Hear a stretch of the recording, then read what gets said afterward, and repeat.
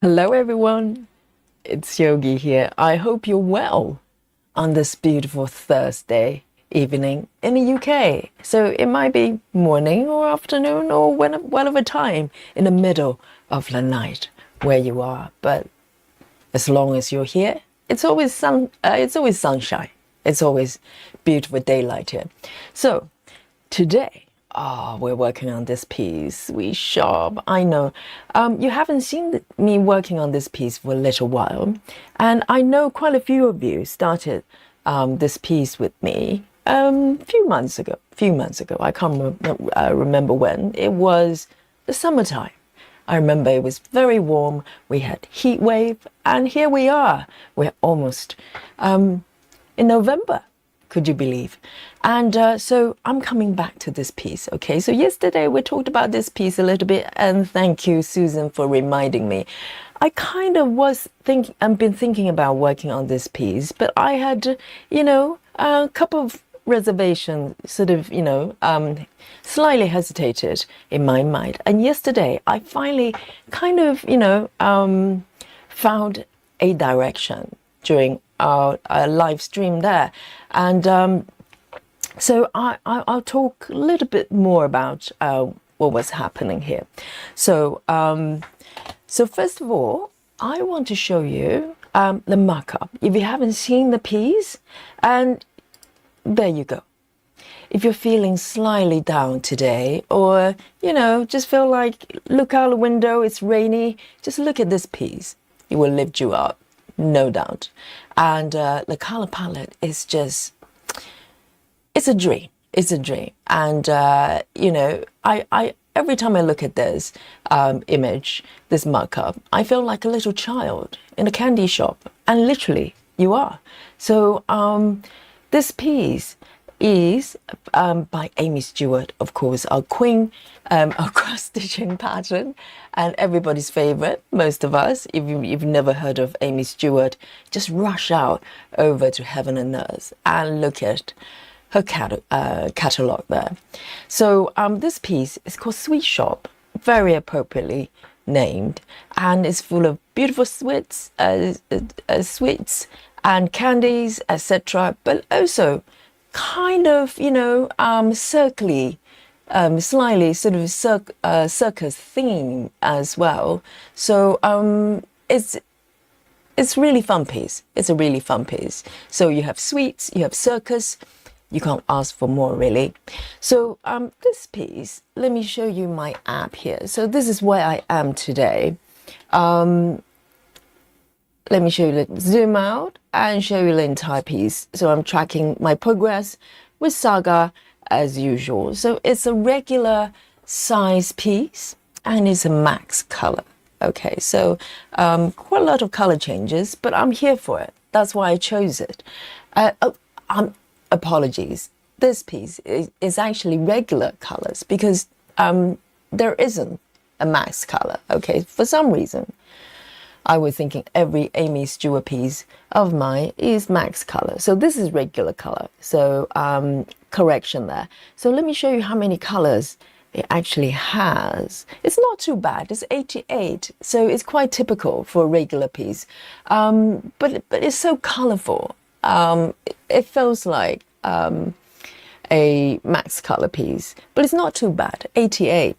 And in terms of progress, if you look up on the left side where it says progress, it's 2.29%. Okay, every bit counts. So I kind of put a little bit of work initially, the first few weeks, and then kind of just parked it and put it on the side for a little bit. And I'll explain why that is. So yesterday we talked about it in the live stream. So I kind of, looked to the chat and tried to find out, to give you opinion really. And so what happened was I started this piece with 10 stitches. So I don't know whether you can see it. Let me just zoom in a little bit. When it's zoomed out, it looks kind of similar, isn't it? You can't really tell whether it's full cross or 10 stitches. But these are actually 10 stitches. You can see the little slashes there. So the reason I chose 10 stitches, partially it's fun and it's a little bit faster, but also I did some tests on this fabric. It's 28 count, okay, 28 count fabric, and the coverage is the best with DMC 2/1. So there's 2 strands, 2/1 stitch, 28 counts. So you can see the coverage is actually very good, and you can't see through the fabric or anything, even though it's a 10 stitches. And but as I move forward, I started to feel like, I don't know, I just feel like I really fancy full cross for 28 count fabric. So I've got 3 other pieces on the same fabric count, and all of them I'm working on full cross, and I quite like it. I really like it. And so yesterday I looked to the chat, okay, and I go, well, what would you do if you were me? Can I switch at this point from 10 stitches to full cross? So there's everybody has different opinion, but I think the majority agree that it's okay to switch. I'm still quite early on this piece, just over 2%, and just a little corner here. So in totality, it's a small area, and also 28 counts. If I do full cross, it's probably not noticeable. So if you've been following my Gecko Rouge progress, the last version before I restarted, I actually tried going from full cross on 25 counts and changed it to 10 stitches, and you can't really notice on 25 counts even, unless you look very, very closely, then you can see the shape of the stitches, but very little. Once it's stitched up, if I only show you this area, to be honest, you probably wouldn't know these are 10 stitches, right?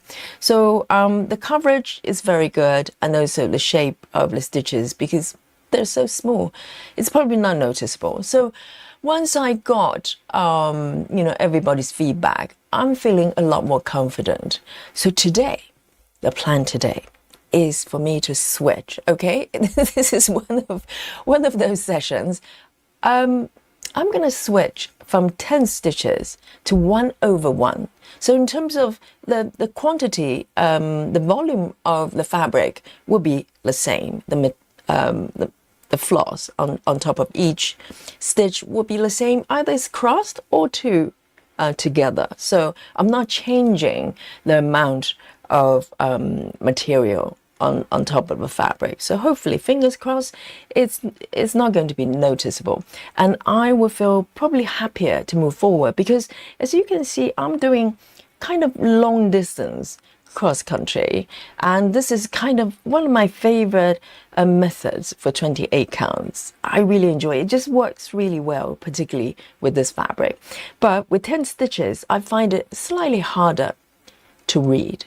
So because it's more like a line rather than a full cross. Full cross looks like a square. So this is what's happening today, okay? And so I'm going to play by ear and hope for the best. I'm confident because I have your support there. And of course, before I start even stitching a single stitch, I'm going to say hello to all of you, okay? Thank you for joining me today on this Thursday, beautiful Thursday, wherever you are, whatever time you are. And let's look at who I've got in the chat with me today. The first to report to the chat is our Sandra. She says, hello, beautiful people. Good evening. Today, I do feel better. I'll be stitching my night koi fish along with Yogi. Oh my goodness, so happy, Sandra, you're feeling better. And definitely, you're going to feel even better now you're here and you're looking at this piece and stitching your beautiful koi. So welcome. And Sarah is also here in the chat. And yes, Sarah is providing the group daily quote, okay? And if you feel, if you need your spirit to be lifted, just come to the group. And we have Sarah here. So today's quote is, if you fell down yesterday, stand up today. Carrie Fisher. Absolutely. You know, when baby learn to walk, they never give up. And thank God for that. Otherwise, we have a lot of grown-ups who can't walk. So keep trying, keep standing up. And we're here to support you. And also, we've got Amira says hello, welcome. So top 3 chatter, you know, people in the chat, Stitchers, report to the chat today. And then we have Claudia as well. Claudia says, hello everyone, I've got the job. Oh my goodness, Claudia. Claudia says, I've got the job. Yes, Claudia was going to job interviews a few days ago. And now, round of applause for Claudia. She's got a job. And she said, I'll have to join the lurking work club soon. Yes, we do have a work club. People watching us daily at work sneakily, you know, behind the bosses. Unless they're bosses, then, you know, they can watch whatever they want. So congratulations, Claudia. And yes, I mean, just think about the paychecks, you know. It's nice. And we're still here. Just get some, you know, headphones, and we'll keep you company. And so amazing. Well done. And Natty is also here. Welcome. Says, beautiful people. Congratulations to Claudia. Absolutely. Yes. How exciting. And it's not just a new job. It's a new people and also a new environment, isn't it? It's just, I love it. I love new jobs. I was a contractor, so I was constantly moving to new locations, and I loved it. And Nido and the Dutch is also here as well. Welcome. And Kelly Shaw is also here. Good evening, everyone. And Leslie McLean, welcome. And Rochelle is coming back to join us. Amazing. And who else have we got? Susan, of course, my love, is joining me today in the chat. And thank you, Susan, for the inspiration. I'm working on this piece today. Betty is also joining us. Says hello, Stitchy folk. And congrats, Claudia. Absolutely, absolutely. We love great news. And Busy Mom is also here. Welcome. And Chelsea Summers is back here with us. Amazing. And Chloe C as well. Welcome, welcome. And Alison Rennie and is in the chat as well. Welcome back. And Rin Akio as well. And Rin is also in part of the work club. Okay. We're here with you. And Sylvia has back to join us as well. Welcome. And I think we've got a new joiner in the chat there, guys. Be gentle to Deanne, okay? Deanne, welcome. Deanne says, I've just found your channel. You have some beautiful design, and I'm inspired to work on my work. Absolutely, that's what we're here today. Every day we get together, we chat, and we work on the piece of your choice. Sometimes we have theme and style, but it's great fun. You can stitch whatever you want, and just join in. Welcome to Deanne. And let's have a look. Donna Mary is also back with us. Welcome. And Six is also here as well. And who else have we got? Michelle Fuller. Amazing. Good to see you. And Kathy Hapler. Melissa. And Betty Hankins is also here. And Kelly's Quote Plus is also here as well. And Frida has also joined us. Oh my goodness. Yes, wonderful to see you today. And I'm excited to work on this piece. It's like a new start, isn't it? So I'm going to switch to full cross today. And I'm using DMC, so that hasn't changed. So this piece, 10 stitches, DMC, 28 counts. Okay, and from now on, full cross. Who knows? I might switch back again. No, I won't. I think I'm quite happy with full cross 28. It feels really good. And the coverage is really good as well. And it will help me with the cross country because then I can read the stitches a little bit better. So it's going to be, you know, it's a little bit of experiment. If you ever think about doing the same as well today, you'll find out whether it works well or not. So to start off, I want to choose something that's a color that's slightly stronger. You know, no air stitching just yet. That might be required. I know there's some really pale yellowy stitches down here. But now, to start with, let me have a look. So I'm going to flip my chart here. Let me just show you how I do it if you never seen me doing it before. So this is my Saga. So Saga has a feature that I can just flip the chart. So instead of showing me what has been completed, it shows me the area that's not completed yet. So I get to choose whatever color I like to stitch. I love this feature. So let me have a look. Flip over. Oh, hang on a second. I forgot to do something. I haven't started my sprint here. Okay. Oh, dangerous, dangerous. Alarm should have been raised. So I'm going to start a sprint here. Okay. So I'm going to just leave it to default there. Yeah. So the sprint is going to capture every stitch I make for this session. Okay, let me have a look. Yeah, there you go. So because by the end of every stream, the regulars knows we play guess my stitches. So you know, it's not a guesswork. We have the app here capturing every stitch here. So look at this. So when I flip over, it allows me to pick whatever color I like at this moment in time to work on it. And I've already spotted these ones. I think I'm going to go for these little rare stitches there, nice and strong there. So here we go. Let me pick this color here and then flip over. So can you see that? So it's picked this color for me. Let me just make sure it's all matched up here because I haven't worked on this piece for a little while. I haven't touched it, so I'm sure everything is all good and accurate. Okay, so it's around here. This will be my starting point, and nice and bright colors. Okay, and I really need it. It's like a pick-me-up color, isn't it? So let's have a look. So this, oh my goodness, it's 666. Guys, we're starting with 666.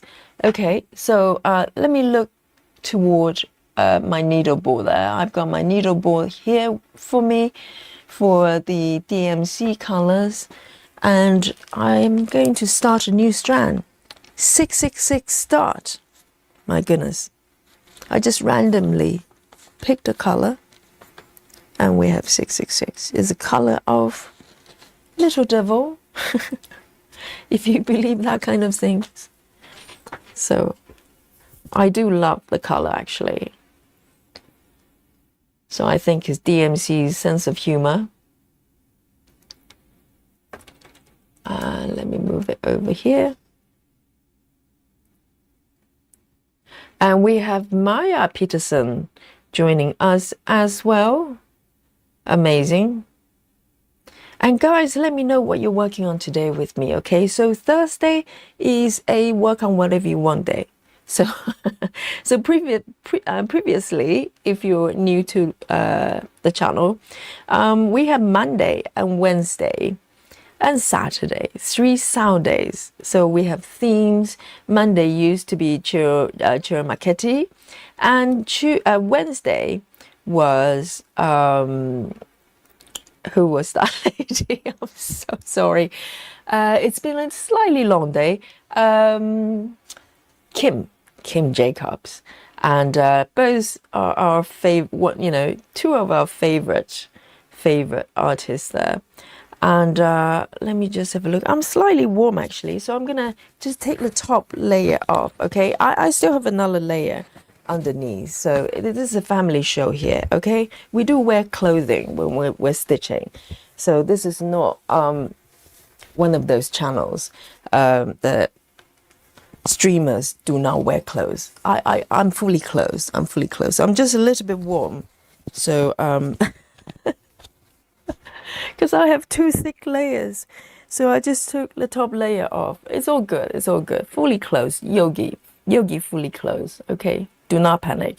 It's a family show. So Yes, we on Wednesdays we used to have Kim Jacobs, and and but we're changing. We're changing it a little bit. So now we have Wednesdays. Yesterday it was festive day, and we had a great time talking about Christmas foods, and particularly the differences between the US and European countries and the UK as well. So it was great fun. And by the way, yesterday we talked about Christmas pudding. It turned out the majority of people in America do not know what it is. Look at this. And I discovered I have a Christmas pudding. Needle miter right here. Guys, this is what it is. Okay, let me zoom out a little bit. They're not always in ball shape like a bomb, okay? But yes, it's a nice representation of Christmas pudding. Sometimes, majority of the times, they come in a dome shape. Okay, so there you go. I just happen to have the needle minder there. I wanted to show you, okay? Because yesterday I just realized that our stitchers in America, they do not have Christmas pudding. Oh, that was a revelation right there. So that's Christmas pudding for you. It's quite dark. It's much darker than the needle minder there. A lot of dry fruits. Some people love it. Some people don't, because it's very sweet. If you don't like dry fruits, you're probably not going to like the Christmas pudding that much. But you only have it once a year. Doesn't matter. It's full occasion. So here we go. Strong start with 666.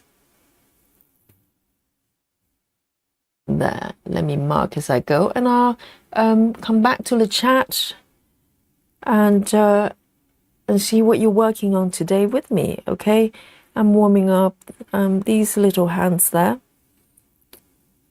Just make sure I count correctly. And today, guys, I have hot chocolate. Okay, I got my act together and make a nice piping hot chocolate right here. So I'm really looking forward to it. Hot chocolate is like, it's a hot drink, but it's almost like a dessert. It's like pudding. So it would it's like power snack really. Oh, this feels really good. It's full cross is definitely the right stitch, right type of stitch for me for 28 counts. It just instantly I'm happy. Instantly I'm happy. So I'm stitching right next to 10 stitches. So, you let me know whether you can tell the difference. Okay, so all these stitches above, there are 10 stitches.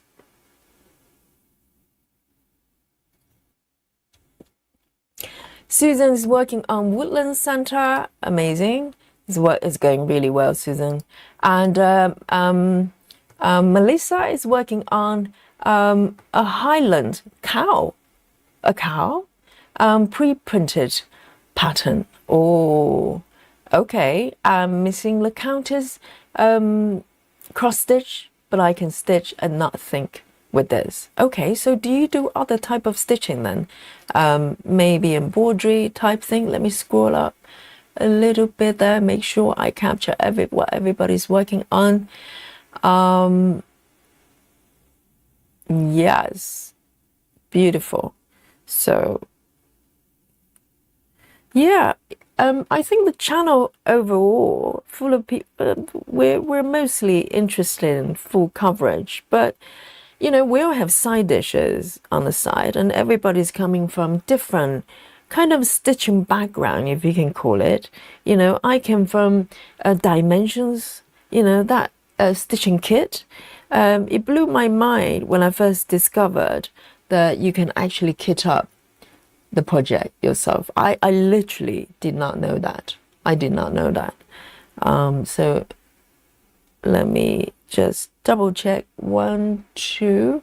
These ones are done actually. So I just want to make sure that all the stitches are up to date.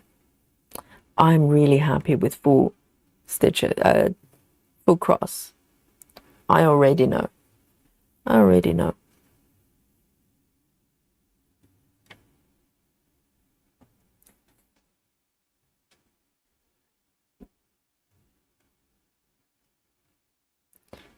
Let me keep going for a few stitches. And multitasking is always challenging for yogi. There you go. Yep, so far so good.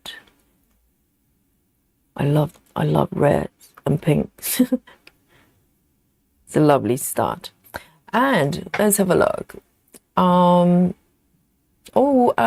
Sylvia's working on traveling library and switching from parking to CC as in cross country or cross or color completion, because CC could be either. So people use it differently. And let's have a look. Natty says, I'll be converting my quick stitch max color little cake from tent to full cross later. Oh, I'm turning pens right now. So what fabric count are you working on then? I think any fabric count that's 25 or above, it shouldn't show. If you're doing 14, maybe it might show a little bit because the shape of the stitches are different. And also if you're working on 14, you probably need 3 strands for a tent. And I know Laura, I haven't seen Laura for a couple of days now. I think she's looking after the dad. But she's working on the traveling library with 3 strands and 10 stitches, and it's looking great. It's looking great. I think she's working on 18 counts, if I'm correct. Let's have a look. And Jackie Turner has also joined us. Welcome. Let's have a look. And I think someone's using, someone mentioned markup. So it's Deanne. Deanne says, oh, let me look for, I'm scrolling up and down. And I think Deanne says something about markup RXP. I think if you're on Apple, markup RXP is an decent option if you don't have super high expectations. And also, it probably helps if you have never used pattern keepers before that, because if you are used to pattern keeper and the responsiveness of pattern keeper, you're probably going to come to markup RXP and feeling that everything is slightly sluggish. Okay, but then if you don't want to get Android for pattern keeper, then markup is an option, unless you cross over and use Saga. That's what I'm using on my iPad, which requires a little bit of conversion with the PDF, but it's a great app. So if you're on Apple, it's an option too. It feels so good. I think it looks fine, don't you think? It's not, you can't really tell the difference. At least from here, I can't. You let me know. You let me know. Whoops. It's a cross. This fabric just feels so good with full cross DMC.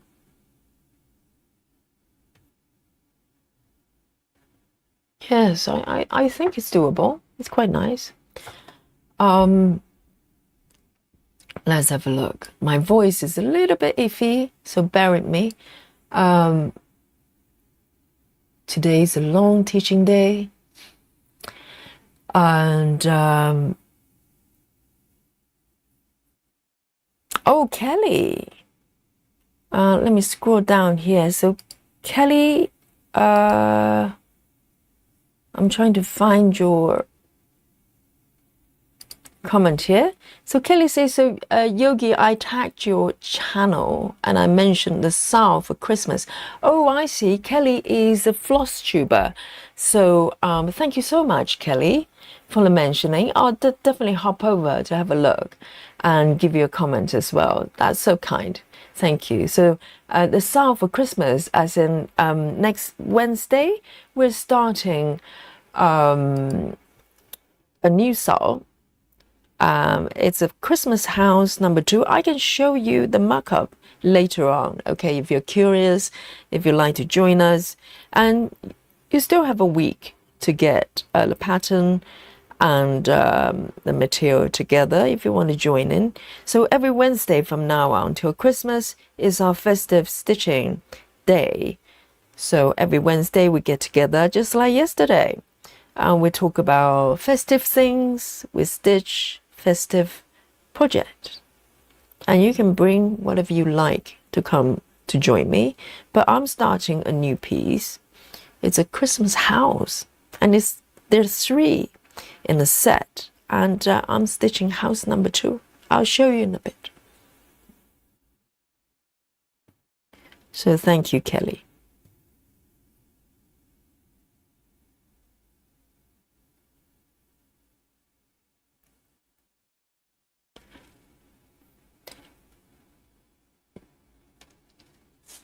So let me scroll down, bear with me.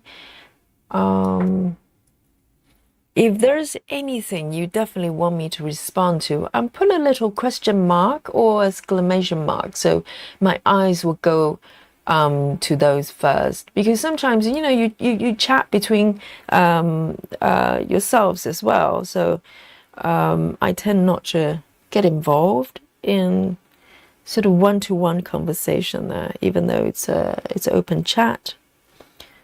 So sometimes I do skip, you know, comments and not knowing. That is for me. So it just makes it easier. And Amira says, I'm still working on my stamp cross of jellyfish. Okay, jellyfish is allowed, no seafood, but jellyfish is allowed. And Chelsea Summers, I'm going randomly now. I'm still working on books of my friends by Randall Spangler. Yes. And Sarah is working on a Monarch of Le Glen drinking raspberry water. I've been baking again today. Oh, Sarah, yes, yesterday Sarah was baking bread, and today Sarah is baking as well. That is so lovely. Daily baking, daily quote and daily baking from Sarah. And she says, I made blueberry muffins from scratch, and I have a big batch of chili in the crock pot. Sarah, can I pop over? I think we should all go to Sarah's and enjoy the beautiful bread and the chili there as well. Oh, that makes me hungry. But it's okay. I'm armed with my hot chocolate. I'm gonna be okay. I'm gonna be okay.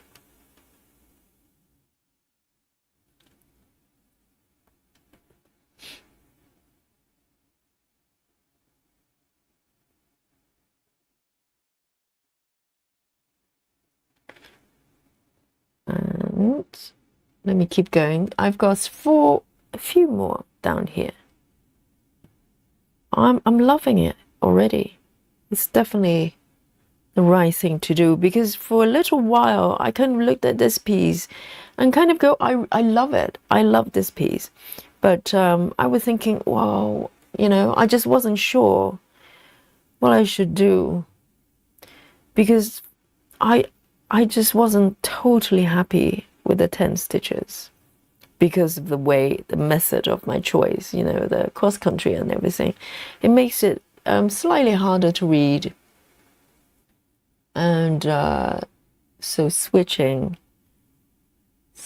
to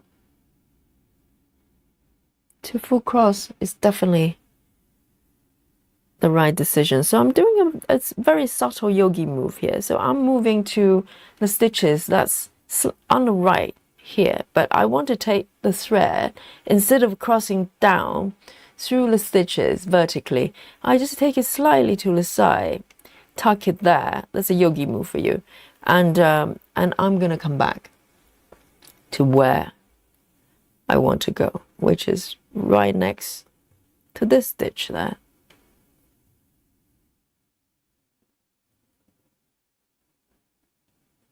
I don't think you can tell the difference between these two stitches.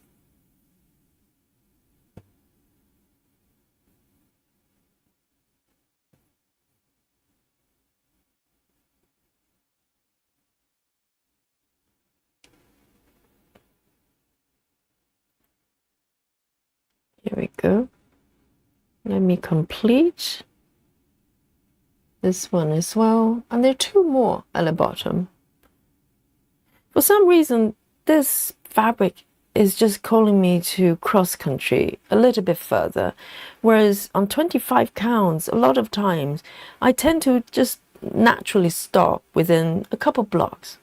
I try to be adventurous. Somehow, it just, you know, there's a little bit more sort of resistance to me to going too far. But 28 just feels nice and light.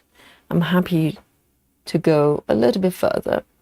So technically, I could just keep going, but I'm going to stop here. And also the great thing about full cross is I can do my usual tuck in. Whereas 10 stitches, you know, I have to do boomerang, which is fine. But I can't do yogi move because of the shape of the stitches. It doesn't hide it enough. So here we go, 666. I am gonna just, let me pop it. Let me pop it on my needle ball there.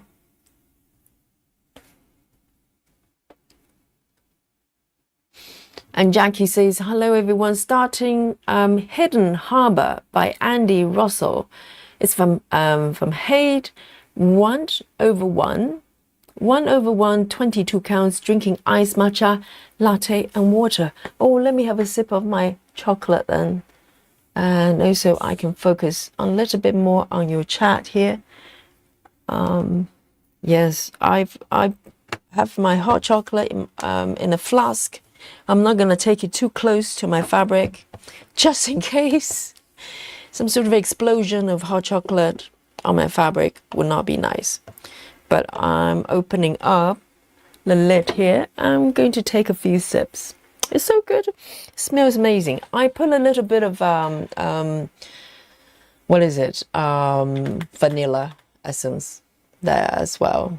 So, and Love Drunk for Diamonds has joined us as well. And Janelle, oh, as I was stitching, many of you have joined me. We've got Turtle Stitcher, Heather, and Belinda as well.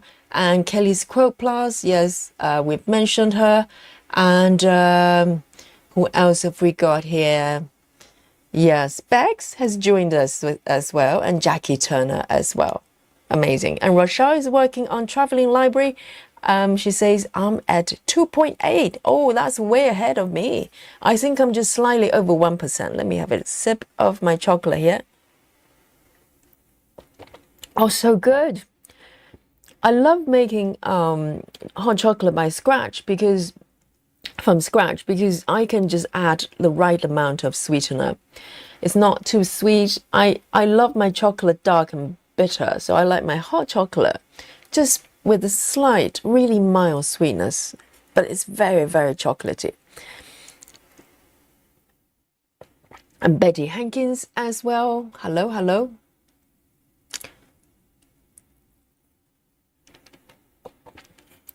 Oh, so good. It's like having a meal. Hot chocolate is like a meal, isn't it? Yes. Belinda says, all the Aussies have woken up. Yes, it's about time. It may be still a little bit early, it's 9, but then again, UK time has moved back 1 hour. That's why. Let me put my chocolate away, put the lid on to keep it warm here. So lovely. Let me just put a lid on and keep it nice and warm there.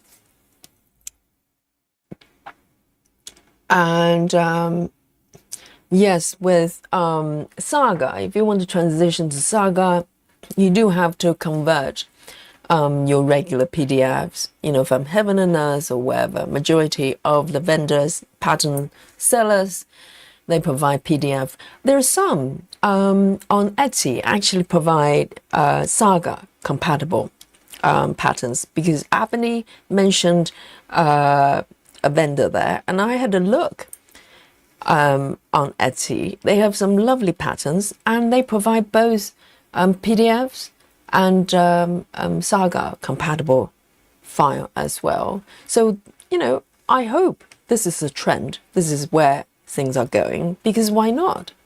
As a pattern creator, you open up a sort of more audience and make everybody's life easier. And I'm more interested in buying from vendors like that. Well, I have to love the patterns, but there would be sort of my first choice is if they have a Saga compatible format as well. Right, so let me flip my chart again over and continue with my selection there. So I warmed up a little bit, but I'm gonna keep going with a slightly stronger color for now, and then when I'm have the courage, I'll come back to stitch these cream colors. They have to be done. I know it. But this way of stitching, I can kind of move around left to right quite a lot. So why not? I think I'm going to move to the left and extend the border down a little bit. That would be quite nice. There's some loose stitches there as well. So I am going to go for this little symbol there and fill up this space there. That'll be quite nice. Okay, so this is the left border on upper left. Beautiful. And I'm going for 823. 823. I need a new strand here. 823. It's a beautiful blue. Oh, it's a blue. I thought it was purple. 823. It's very dark. That's good. We like a strong color for our warm up here. 823.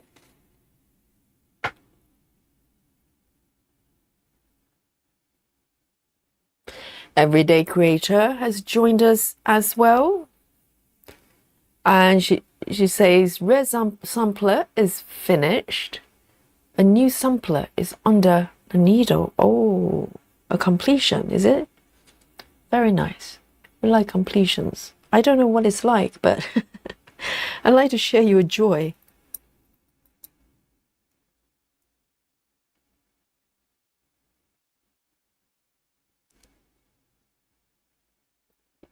And Kathy Hapler says, we'll be turning our clocks back an hour on Saturday night.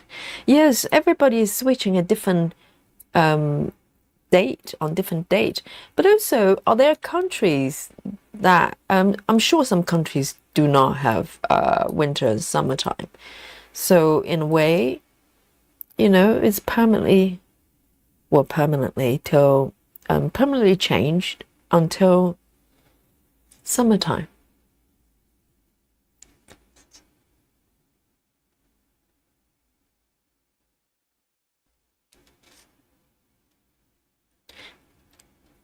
Melissa says, I need to go down a rabbit hole and search this cross-stitch app stuff. Yes. And she says, I've been stitching over 45 years and I learned about this last week. I know, you'd be surprised. If you're referring to cross-stitch Paradise and cross-stitch Saga, you'd be surprised how unknown they are. Even in the stitching world.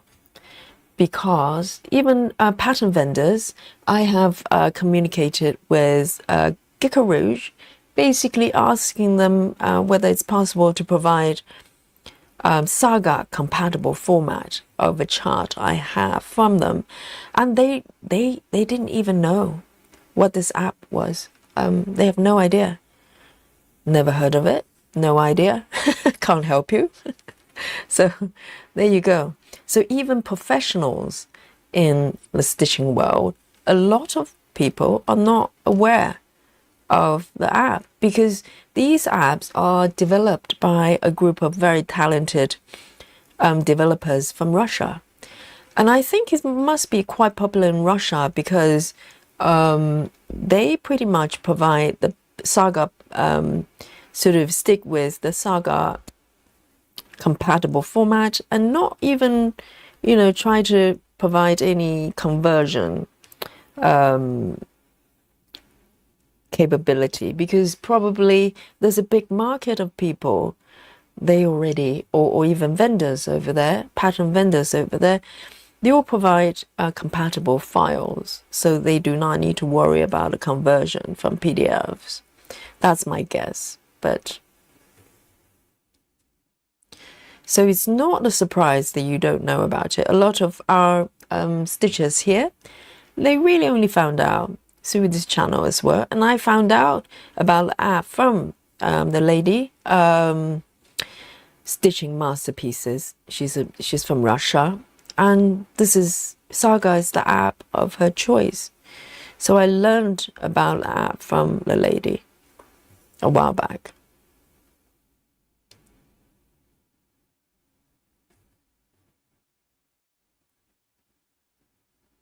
Two over here. Let me mark as I go. 2 stitches, and then 2 over here. Yes, you can't really tell. If you look very closely, some stitches you can see the shape of the 10 stitches, but I'm sure once I blend full cross stitches in, it would all work out.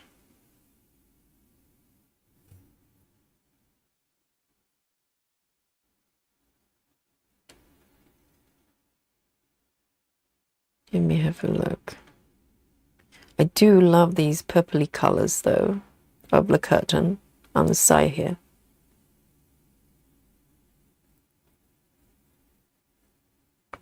Oh, I can't find a corner here. Here we go.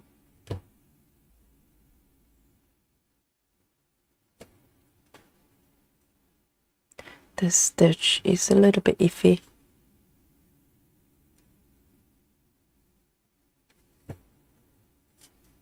There.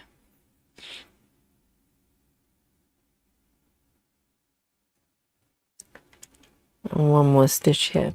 So this fabric's super light. It's 28 counts from DMC. And because I love the way it stitches, but the only thing you need to be mindful when you put this fabric on the hoops or frames, maybe not so much of a problem if you use something like Q-snap, but anything that allows you to kind of get attention quite sort of drum tight. Sometimes this happens. So I think before I move the fabric, my hoop is around this area, so it kind of distorts the fabric a little bit. That's the only thing you need to be mindful, but it's not damaged. It's just the strands kind of get pushed to the side a little bit, and you just need to move everything back, so it's okay. It's quite a delicate fabric, so I'm going to keep moving down.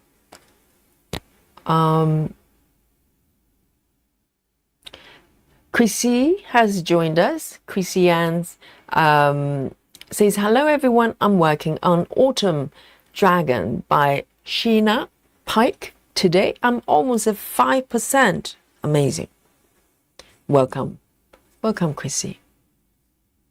And River has joined us as well. Hello, hello. If I haven't said hello to you, just give me a little wave, okay? Sometimes I do overlook certain comments. It's just me, my eyes. And also I'm multitasking. So just give me a little wave and I'll see you. I want to say hello to everyone.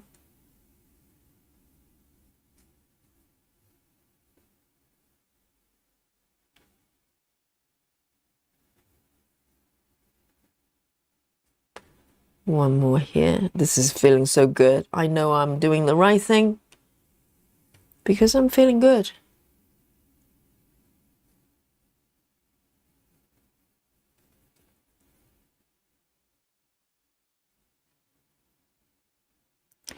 So if you just joined the stream, I'm transitioning from 10 stitches to full cross, okay? Slightly controversial, but yesterday I've got the chat's approval.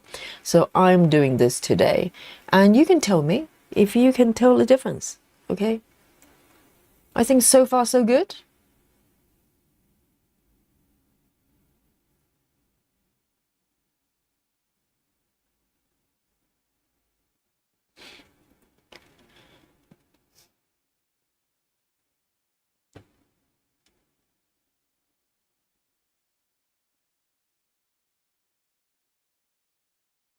Let me scroll down.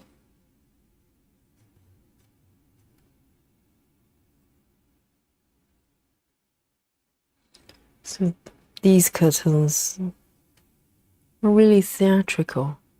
Oh, hang on. No, this one's not correct. Look away, guys. Look away, guys. I spotted it, so it doesn't count, okay? It's all good. All good. Just one stitch. Reverse stitching demonstration right here.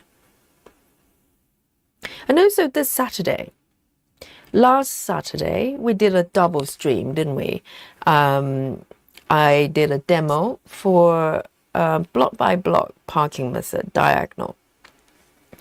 And I think this week, I'm going to do another double stream. I'll confirm, but I think that's my plan anyway, unless something comes up. I'm going to do a demo of Gemma's method, okay, which is also a diagonal method. It's a very interesting one. And I'm really looking forward to showing it to you because it's one of those methods that some people are very drawn to and some people just go, I don't want to do it. I can't do it.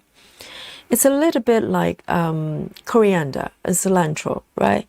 It's like either you love it to bits or you don't.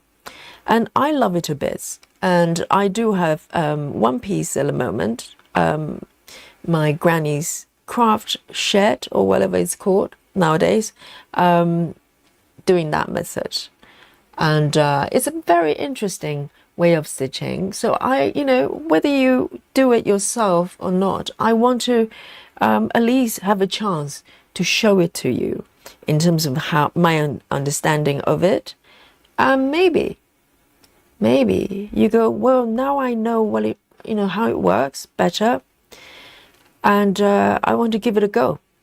And of course, look to Gemma Stitches channel. So the channel is called Gemma Stitches, or Gemma Stitches, I think.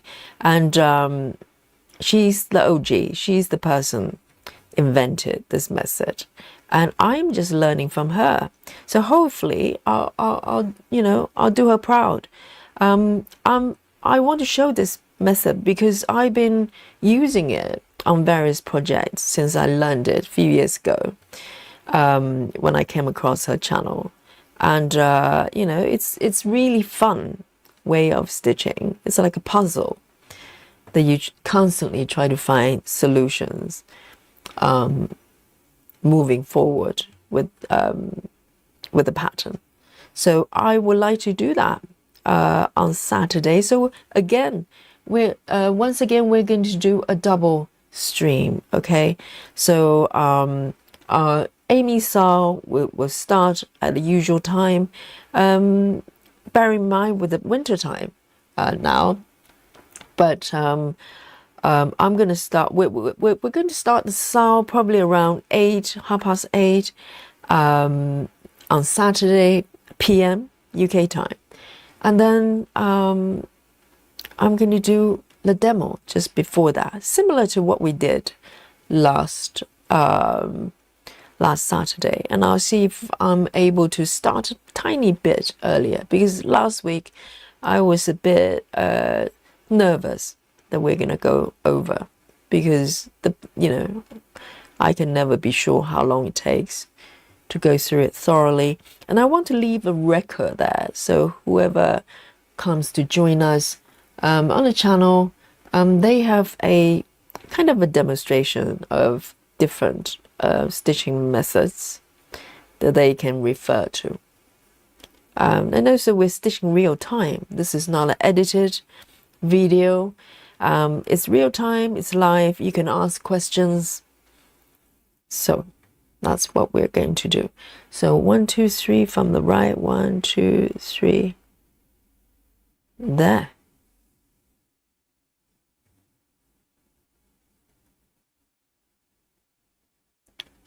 Beautiful.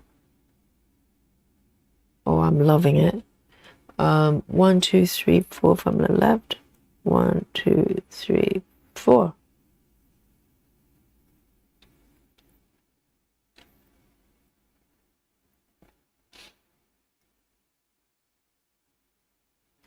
Kelly says our forest embroidery is in Russia, so they have Saga files.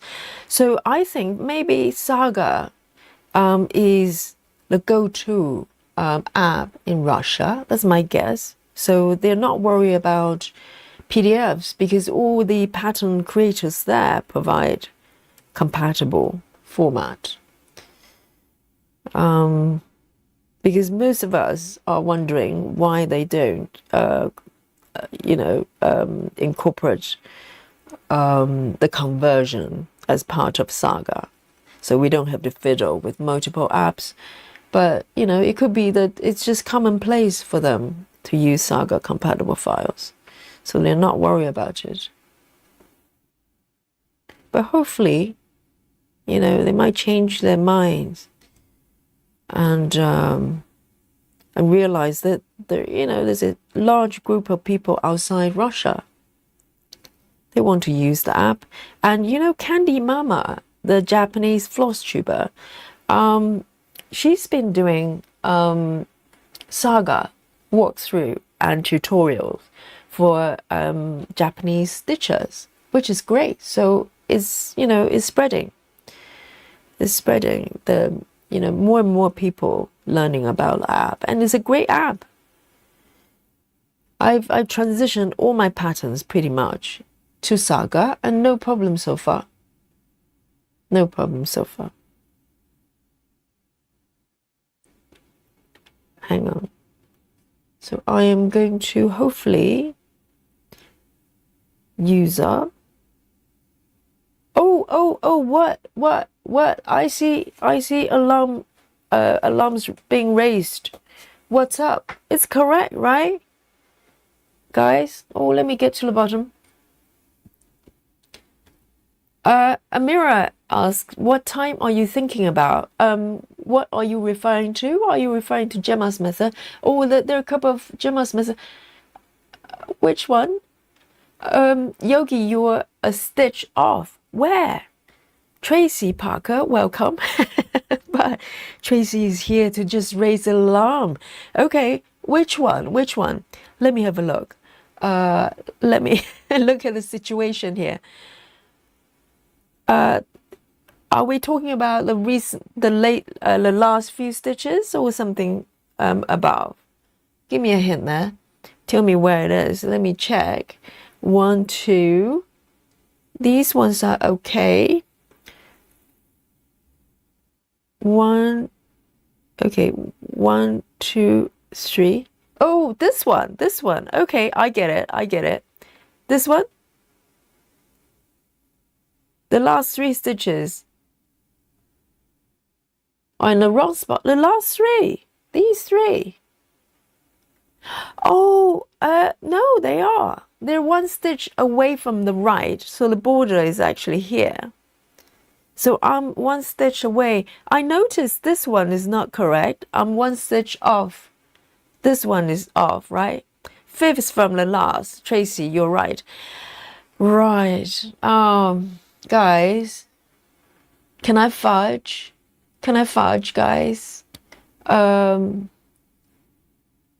Yes, can I fudge here? Because it's like 1, 2, 3, 4, 5 stitches away, guys. Let me know, fudge or frog. Be kind. Have compassion. Yes. Yes. Amira is asking about the Gemma Stitches method demo on Saturday.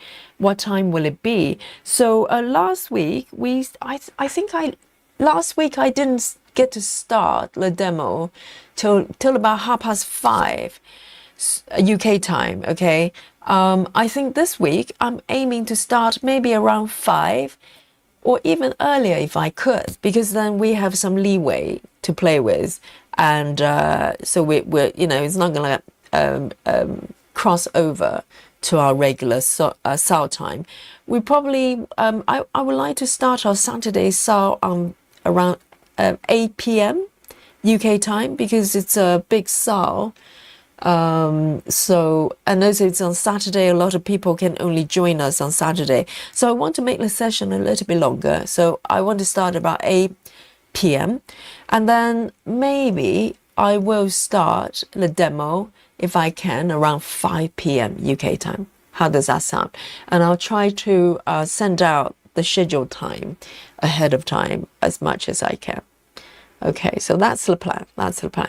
Frog, fudge. Oh no, Jackie says green frog. No.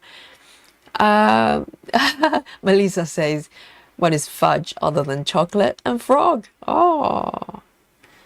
Fudge is, have one eye closed and maybe 2 eyes.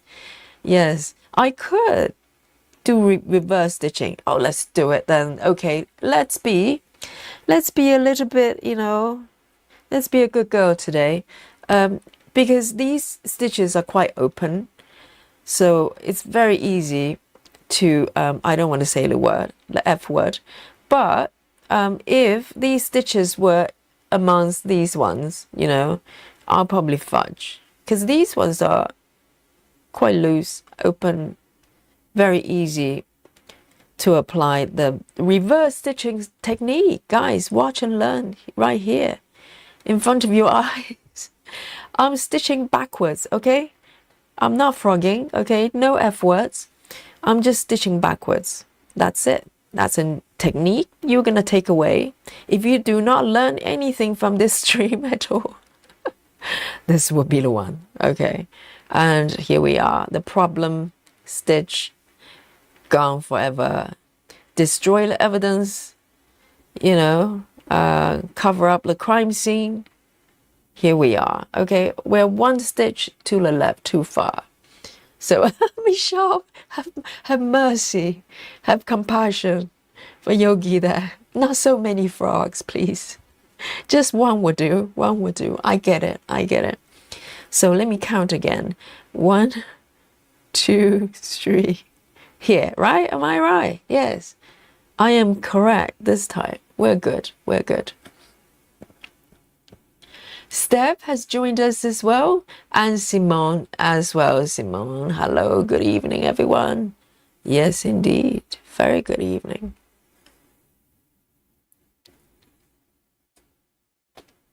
Mira is going to a Halloween party tomorrow. How nice. Yes, when I used to work in offices, yeah, there's always Halloween parties, because any excuses to party, right? And are you dressing up? Are you going to do cosplay? Oh, dress up as a stitcher. How's that? Or as a frog, a pink one. Compassionate frog there. So these, I'm correct now, right, guys? And right here, we're going to count up.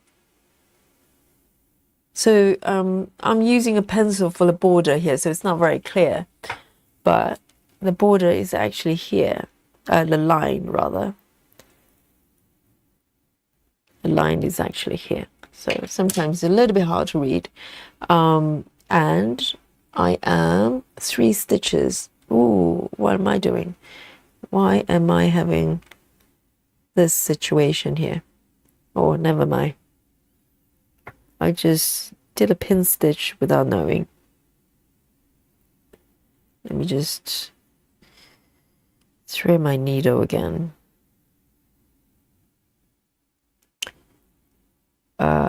1, 2, 3.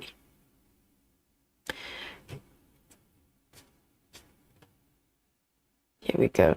And for those of you, maybe have tried Gemma's method before, it didn't fly, I'll do my best to explain the concept to you. It's good fun. It's good fun. And because if you never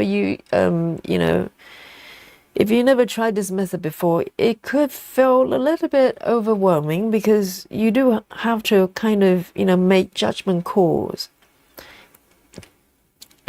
for every single stitch. But that's the fun of it.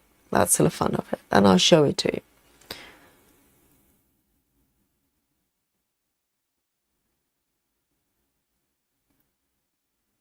Hey, Joyce. Hope you're well. Joyce has joined us. Stitchy Dutchy. So 1 above and 2 to the left. Oh, I do have to count carefully. Otherwise, it's disastrous. And everybody's paying attention. I'm really shocked. I thought no one is watching what I'm doing,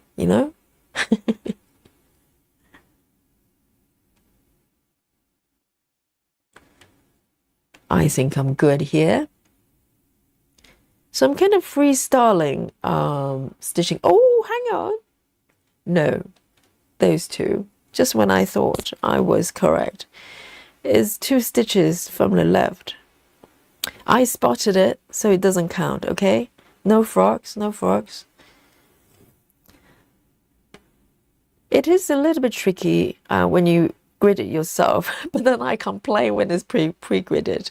I'm just trying to blame someone else for my mistakes, okay? So instead of 1 block from the left, it's actually 2 blocks. All right, I spotted it. I called it. Hey, Aimee, welcome.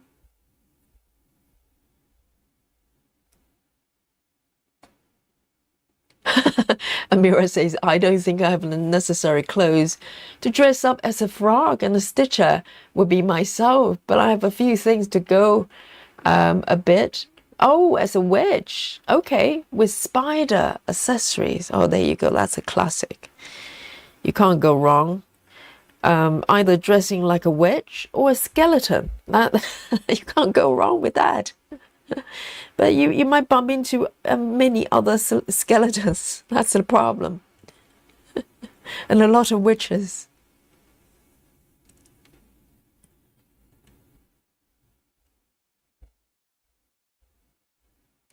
It's good. It's good this time, right?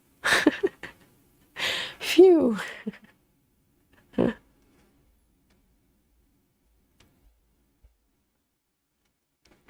So can you imagine, if I'm stitching like this, gridded, imagine if I stitch without gridding. I can't get my head around how anybody can stitch without gridding. It's just no reference point. Because your reference points are your own stitches. And if you, make mistakes and not knowing, you're just using the incorrect referencing points. And it's mistakes on top of mistakes in my case.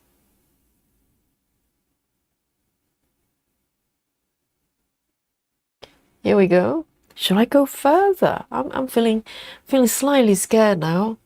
Maybe just 1 more stitch here. 1, 2. Here we go. Hi, River. Welcome.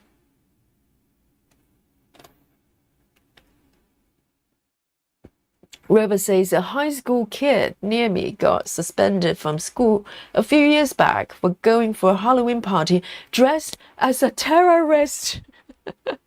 Oh dear. That is somebody who cannot read a room. And the parents, what were the parents doing? Oh dear.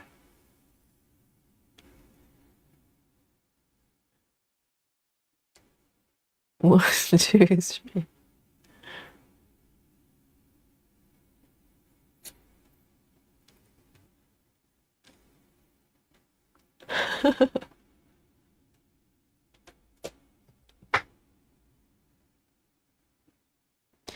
Oh, that sounds like fun, Amira. Enjoy it. Yes, tomorrow is proper Halloween, isn't it? Even though yesterday we have concluded the Halloween stitching yesterday. Because it's, Fridays are our festive stitching. So it kind of ended there as well. So tomorrow, next year, I'm going to pick up that piece again and maybe add another piece on top of it. It would be fun to have 2 pieces that I can cycle through. My alien dolly is looking good.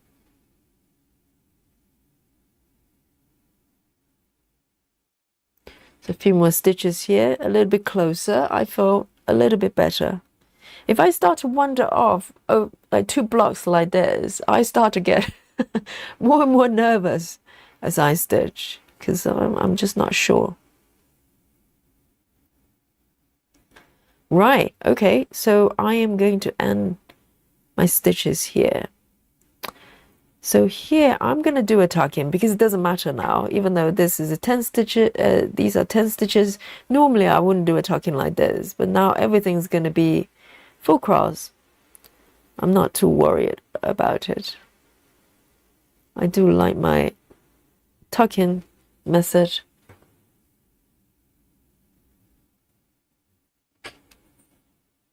There. It's looking good so far.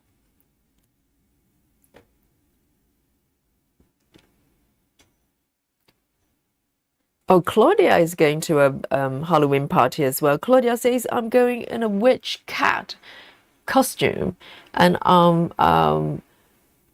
McGonagall mid transfiguration. I have no idea what it is. Okay, if it's some sort of cartoon characters or TV characters, I'll have no clue. I have no clue. So but a witch cat, yeah, okay, that works for me. That works for me. I'm gonna take another sip of my chocolate there. Oh, break time after all that reverse stitching a procedure that I performed there. Here we go. Let me open up the lid and try to get away from the fabric as much as I can.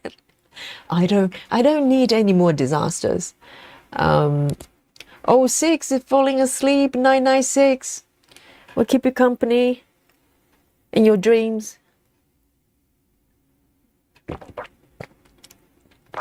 Oh, lovely. Chocolate time, yes, Natty, exactly. This is like eating liquid chocolate. I make it very, very strong, very, very chocolatey. So good.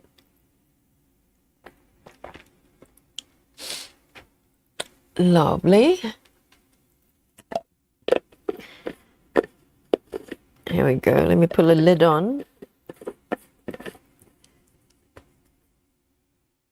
There. Oh, so much better. So much better. I highly recommend hot chocolate. Homemade hot chocolate. Oh, Natty, thank you so much. Natty gave a super chat yesterday as well. Thank you, Natty. How generous. How so kind. Here we go. And let me pick another color there.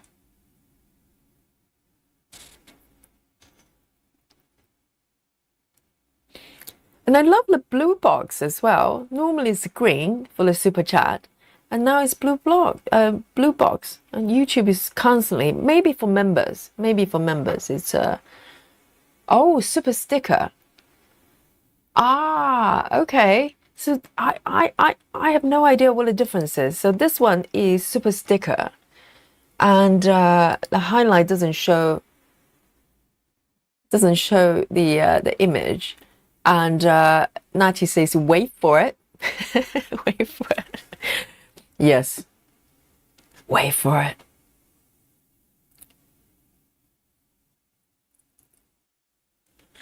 Very nice.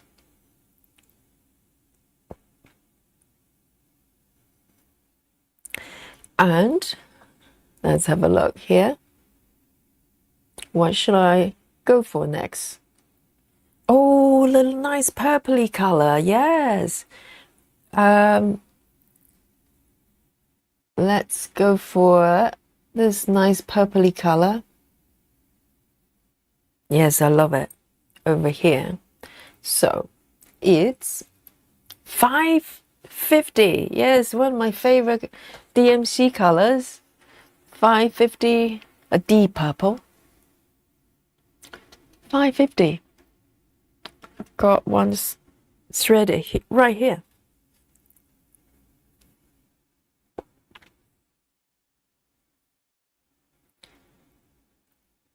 Lovely. So I am going to go from this corner downwards, and there are a few stitches on the right as well. I love this color, so pretty. And that's why I wanted to start from upper left, because you know it's very tempting to go straight to the middle, but I really wanted to stitch these deep purple colors.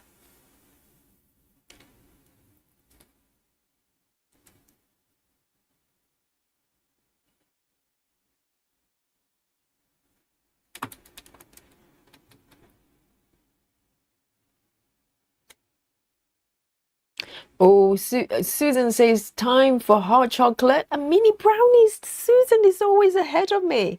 She was having hot chocolate, inspired me to get hot chocolates as well. And now she's got brownie as well.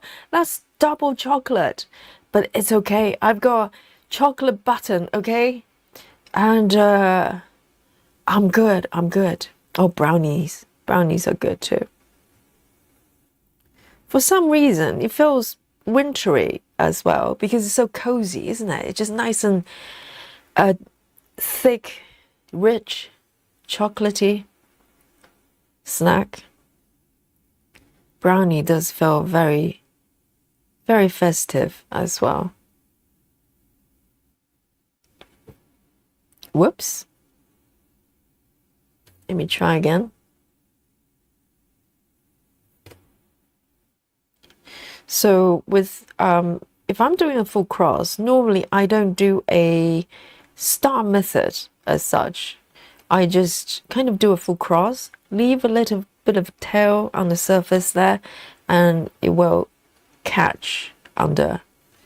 be caught under the fabric there as I stitch. So it's nice and easy. So I don't really do loop start or anything in particular. I just stitch over the little tail underneath.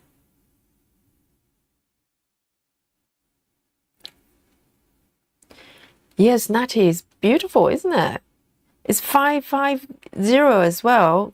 I only remember about 5 different numbers on DMC. 310, I remember, and 666, which I stitch, and 550, and maybe one more. Blanc. It's not a number. It's white. Yes. So I only remember my favorite colors.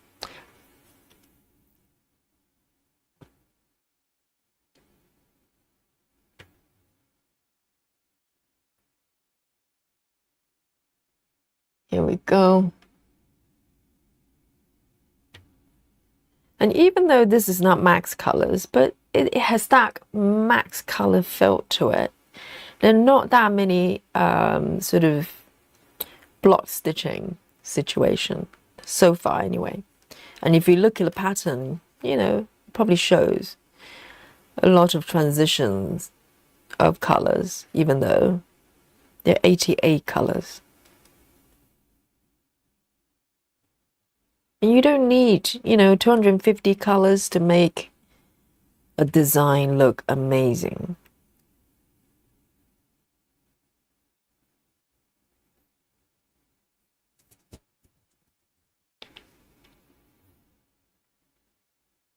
And River is having hot chocolate as well, are you?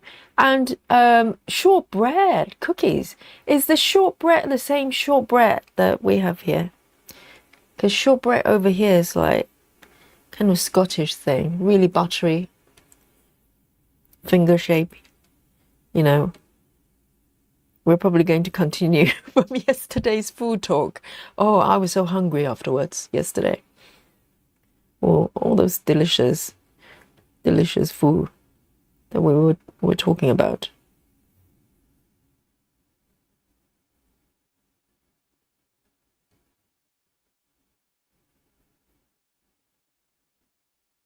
Here we go. Oh, such a pretty color that is.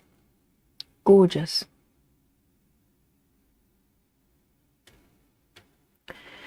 Two over here. I'm so happy with full cross. Have I mentioned that? Yes. Now I feel like I really want to stitch this piece a lot.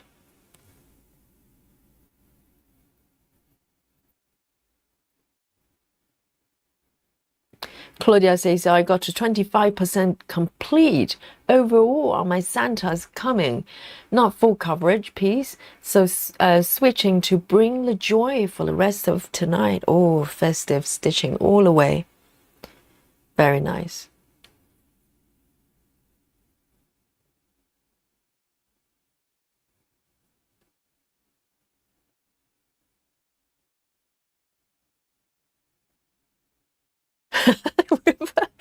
River is referring to the shortbread, the Scottish shortbread.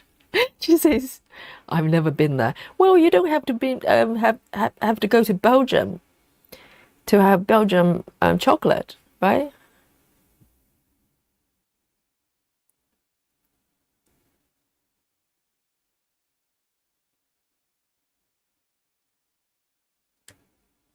And you don't have to go to Cornwall to have Cornish pasty. You're allowed to have it wherever you are. And please don't ask, what is Cornish pasty?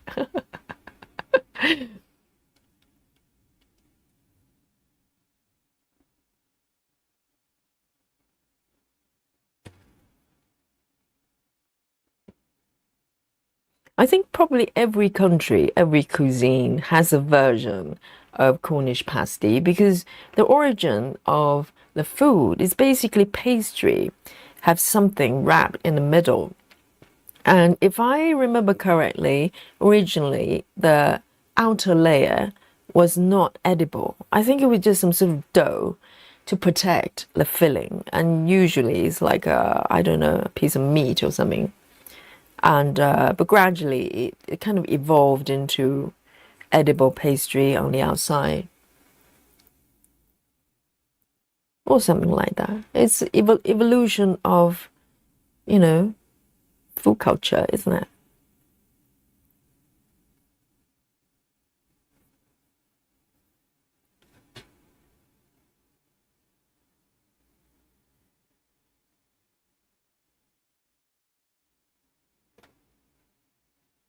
Oh right, Claudia says shortbread is the same US and UK. Okay, so it's like a fingery shape, rectangular, sort of buttery biscuits. Well, a relief. No controversy there. Shortbread is shortbread. It's very rich though. It's very buttery.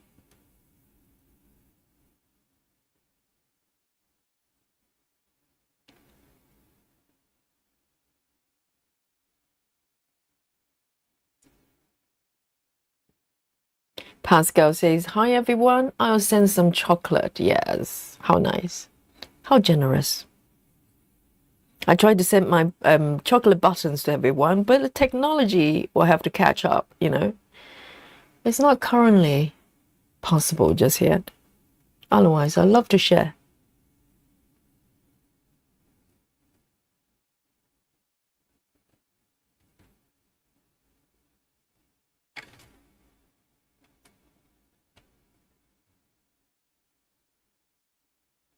And this purple is quite sort of Halloween esque, quite spooky season kind of color, isn't it? The purple color.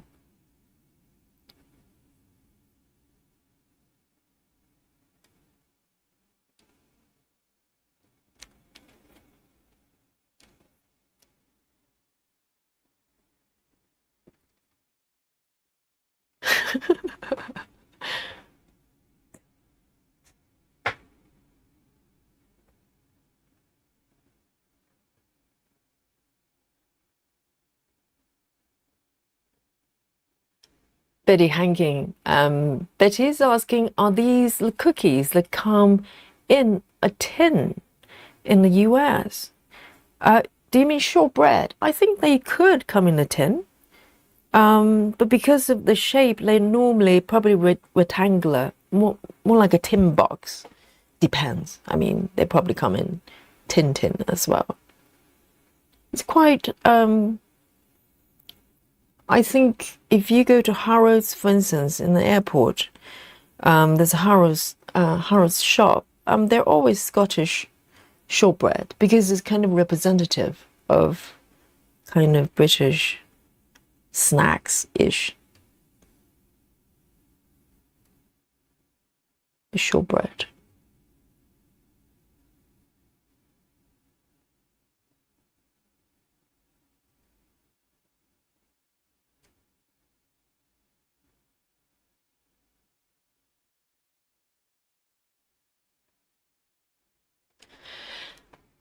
Bex says, this piece you're working on with the 4-shelf setup is like the one I'm working on. Mine is fantasy themed one, though called Once Upon a Time.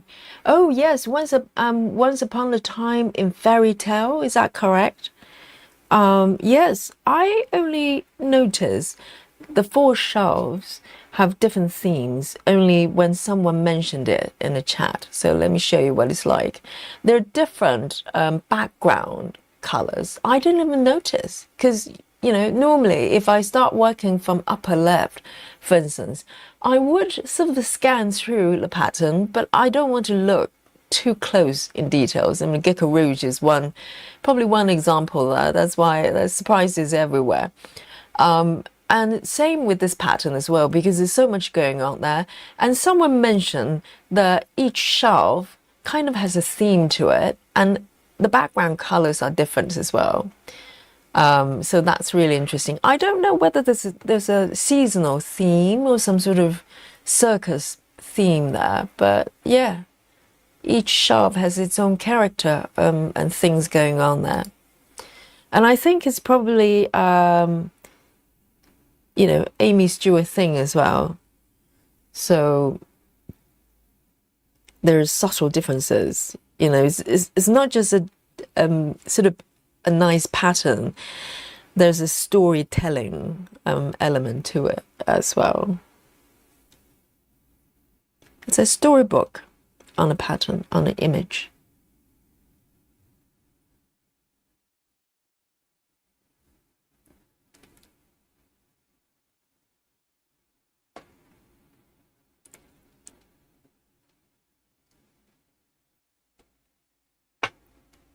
And I've got some coffee as well. Let me have a sip on my coffee.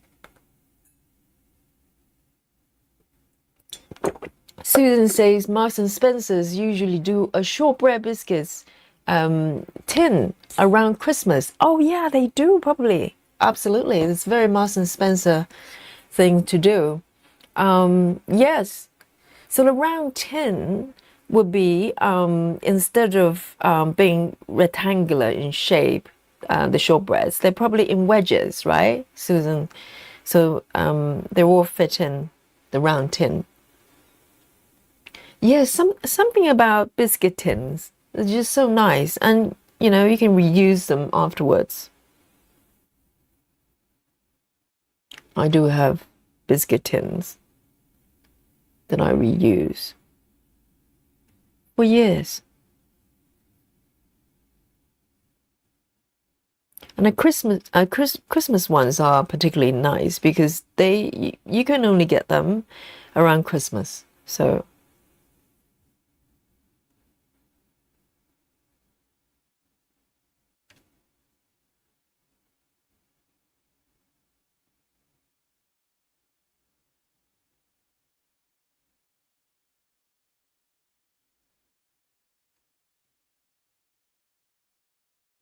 here we go. Let me move down here to the nearest location of this color here. So free roaming, freestyling.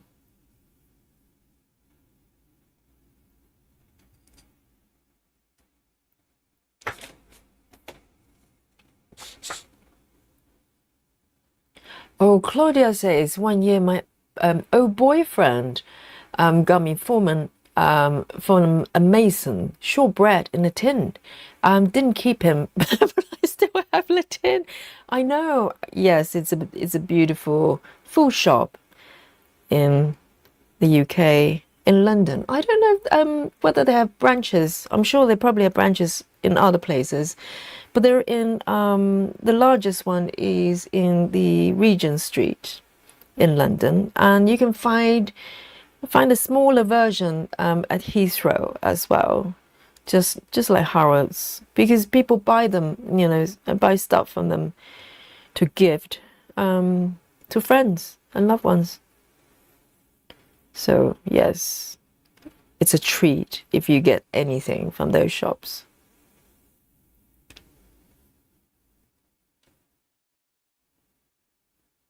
Gentleman's relish. You know, for instance, I remember an ex-boyfriend as well, Claudia, of mine, used to buy the gentleman's relish for Christmas, for our Christmas. Makes you feel like really refined, like grown-ups, you know. We're having relish.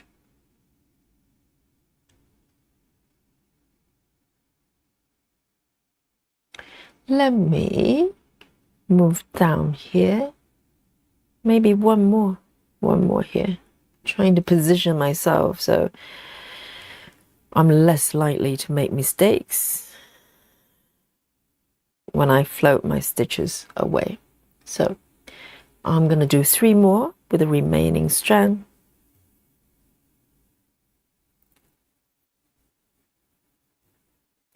Michelle Fuller says, my grandmother used a tin like that to keep her buttons. Yes, it's a great a container for buttons, for just loose things, you know, for craft related stuff.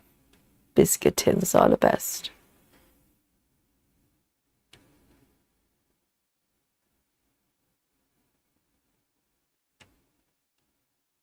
Okay, I'm gonna end my thread here. It's getting a bit shorter, and I don't want to wander too far away. I'm getting nervous.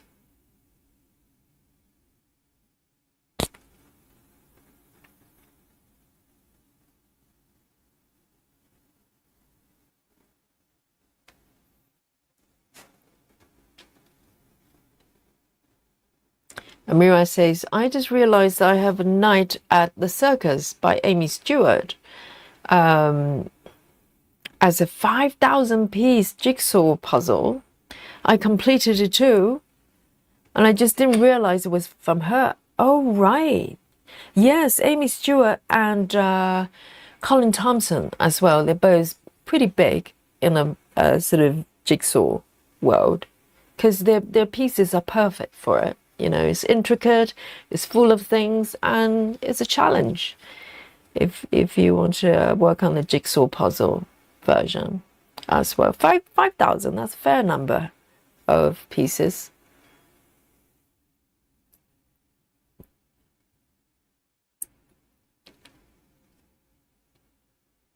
So Claudia says, knowing him as referring to the old boyfriend, he picked it up at Heathrow. I did feel incredibly posh after those cookies. I'm for sure more of a Waitrose kind of person. Waitrose, you know, depending on who you ask, is pretty posh too. But yes, I understand. You just feel like, oh, you know, it's like fine food from Fortnum Mason, and also Harrods as well. Harrods is a little bit more touristy, it feels like, but Fortnum Mason is kind of grown up. You know, you've grown up, then you buy from them, you shop there, maybe from the airport. Yes. Here we go. Next color. Let me move over here to see if I can maybe pick some sort of pink or maybe orange. Oh, I've got a pink here, right here. Here we go.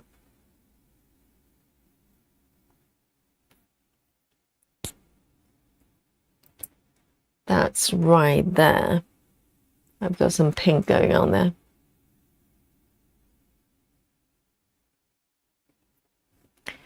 So 3608. We haven't had spooky bingo yet, have we? And we have the new spooky bingo emoji, if you remember. Okay, have a look. It's the third one on the left. 3608. 3608. Oh, I do have one threaded. How nice.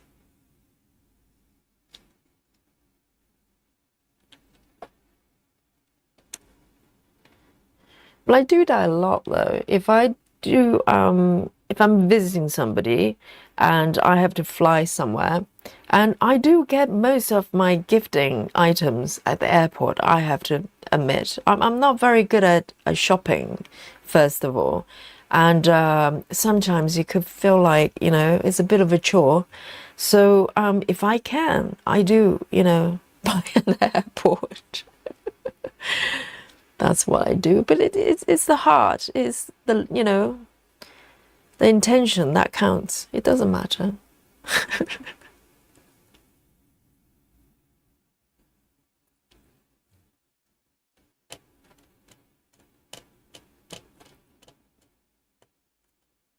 I think online shopping is so much easier, isn't it?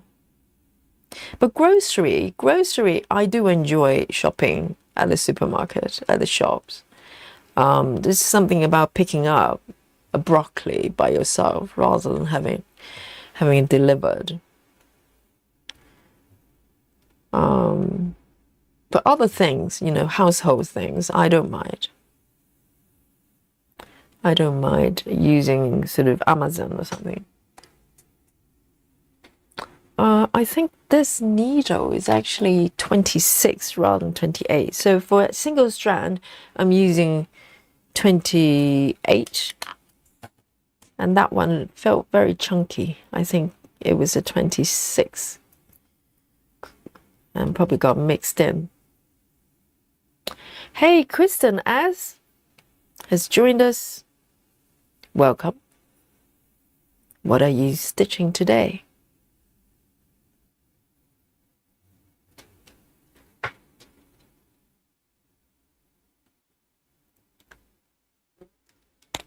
Two. Oh, hello, Dolly. She came in quietly and now is belly up on the floor. Let me go and give her a little belly rub. Okay, so it's Dolly time, Dolly time. So Dolly decides when the Dolly time is, and I think it's now. Babe, come over here, come over here. Let me rub your belly. Okay. Oh, how are you today, babe? Did you have your supper? Oh, babe. Let me see. Can you hear Dolly's purring noise? Let me put the microphone over a little bit. Babe, can you purr? Can you purr for the chat? Hello, babe.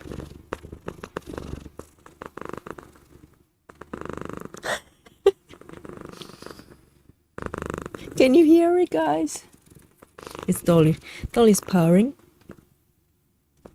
Okay, live performance from Dolly. Live purring. Here we go. Okay. I'll leave you alone now, babe.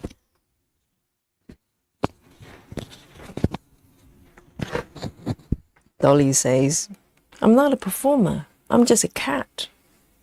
I'm just a cat.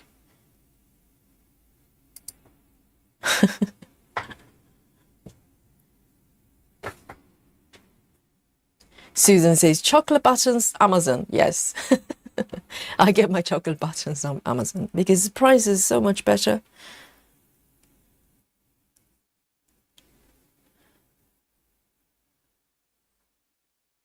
Did you hear the purr? Yes. Good. Live purring from Dolly.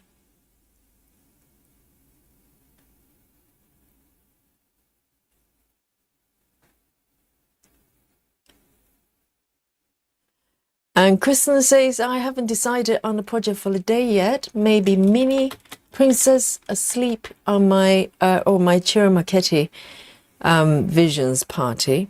Is that the one Joyce is working on as well? Joyce, are you working on the Oracle of Vision party? I remember you do have that piece as well. And Kirsten, you know how it works. Kristen, you know how it works. If you need help from the fairy, I can spin a wheel for you, you know. If you're lost. If you're not, then great. But if you're lost, you know, the fairy can help.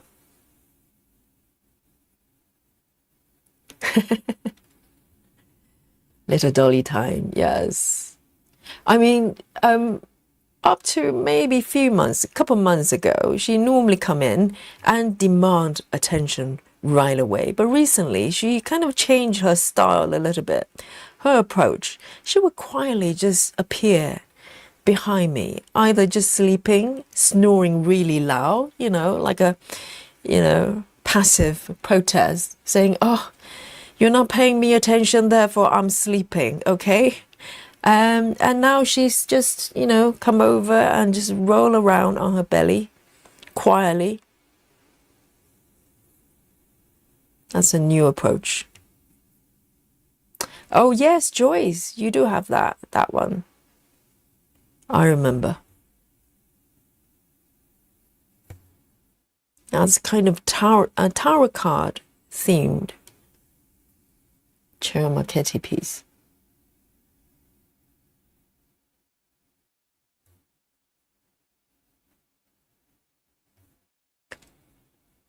It's a Chero or Chiro? I think it's Chiro, right? I'm just butchering his name all over the place.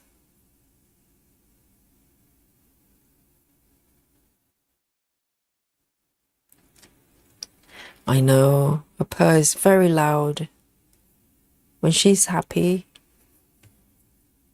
And she snores as well. She snores really loud.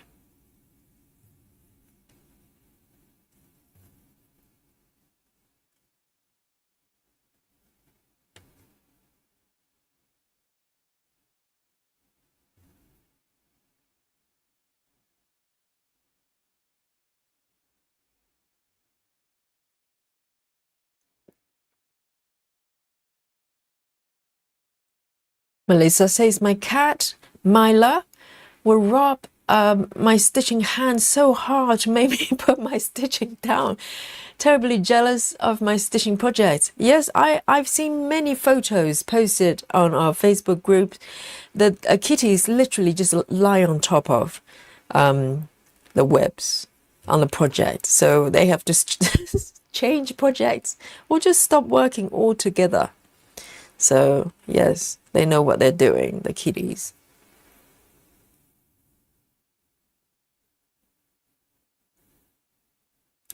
Oh, there is one more there. I'm just checking whether I've I've done it correctly.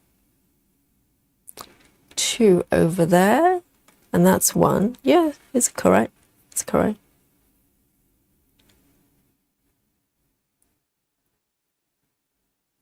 Oh, so Joyce, you actually have the actual tarot cards. That's amazing. I know nothing about tarot cards.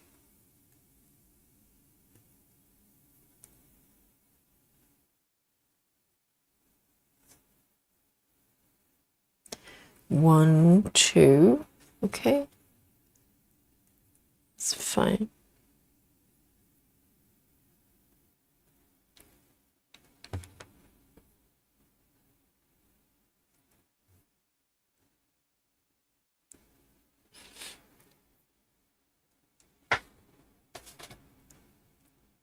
Oh, Kristen S says, Yogi, am I hallucinating or do you have a mix of half and full stitches? I swear it looks like the red ones are tent. Kristen, you are dreaming. It's a dream. Okay? No, I'm kidding. Yes, you're right. So I am transitioning. Let me finish the sentence. I am transitioning from tent to full cross.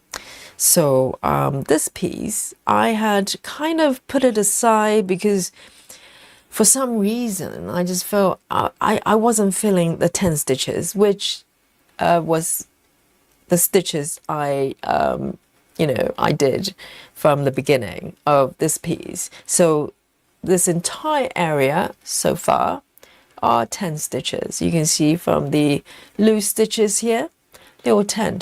So you're not dreaming, you're not hallucinating, and you might be hallucinating about other things, but not this one.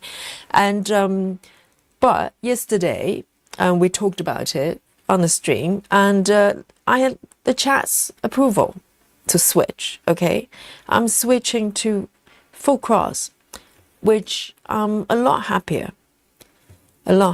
So I think there will be a little bit more blending in I need to do. So the loose stitches at the moment, they look like 10 because they are, and full cross look different, right? Full cross look like this, like those ones over here. But once everything's all stitched together, like all the loose stitches are closed up, I think they'll probably look identical. So let me show you this bit here.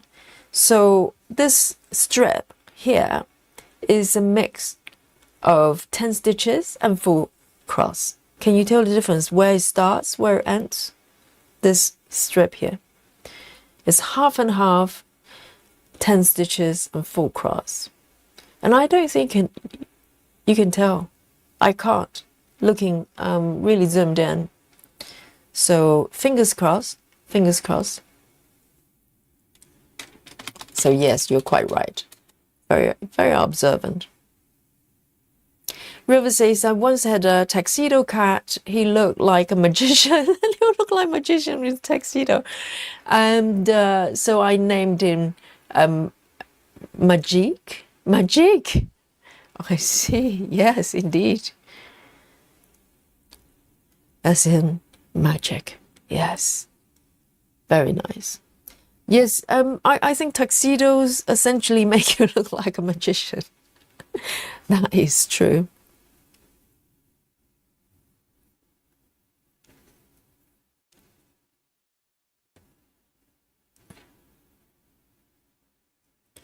I do love tuxedo cats. Yes, River, exactly. Yogi says transitioning. Let me clarify. Exactly. I need to be careful what I say. You know, I need to finish my sentence pretty quickly so that there's no confusion there. Some people might go, breaking news, breaking news. Yogi is transitioning. Yes, I am. But it's my stitches that's transition. It's transitioning, not me, okay? Not me.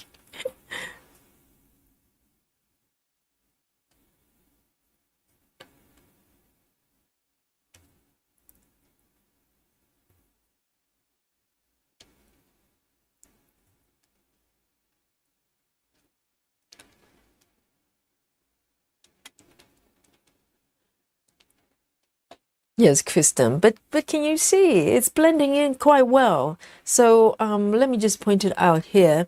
Maybe, if I remember correctly, because I can't even tell the difference anymore, so I can't tell you clearly. But I think up to around second row down here and above, they're all 10 stitches. And from this point down-ish, they're full cross. But you cannot tell. I cannot tell. I don't even know where I started earlier on, because they just all blend in. So I'm optimistic. But if you look at loose stitches, yes, you can tell very clearly these are 10. And I'm only about 2.5, not even 2.5, about just over 2% of this piece. So I want to be happy about it. And I didn't want to restart, you know. I just think I just want to find a way to move forward. And I think I found my way.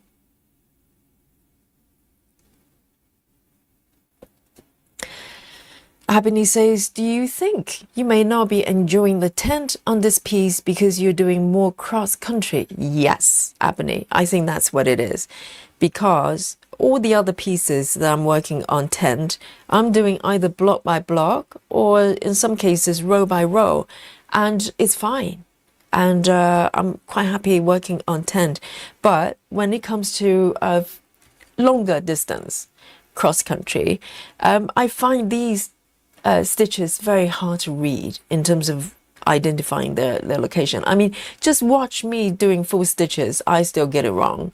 So my eyes just not interpreting these stitches as clearly as I would with full cross. So I think that's why I kind of started to struggle a little bit, because on this piece, on this fabric count 28, I really want to be able to cross country a little bit longer distance, but I kind of couldn't do it very well. So maybe that's why I kind of, you know, I just didn't want to work on it for a little while until now. That is, I'm enjoying it a lot. So Aimee, you're quite right. And Aimee, I watched your web, the latest one, today. It was lovely. So Aimee's a floss tuber. I'm sure you all know her already. And she does regular whip parade. It's very interesting. She's got a lot of interesting pieces. But Aimee, you do have a lot of patterns with human faces, right?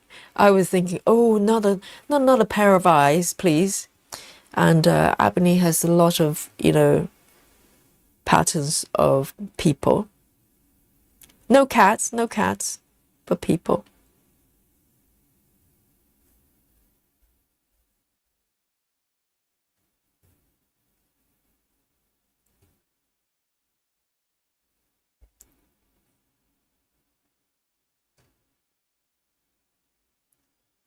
And I like Aimee's style because there's literally no editing, right? As far as I could notice. It's just, you know, it's just Aimee sitting there talking to you like, you know, she's in front of you like a friend, just talking through the whips. I love it. I think editing helps, but at the same time, when it comes to this type of content, that's, you know, it's why, I think that's why live stream works well with this type of stitching, because you're just hanging out. You're just having a very casual conversation, and if it's overly produced, it feels a little bit, you know, I don't know. It's my personal preference anyway. So I really like Aimee's style. Very relaxing.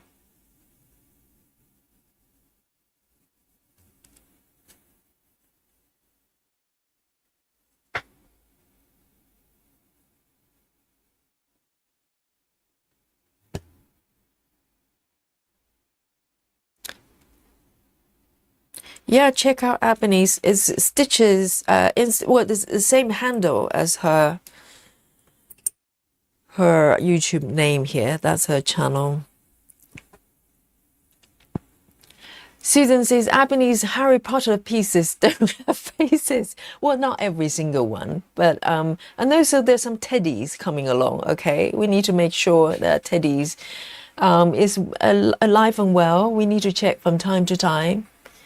Even though we have some backup teddies from Susan, but Susan is unwilling to part, to part with those teddies.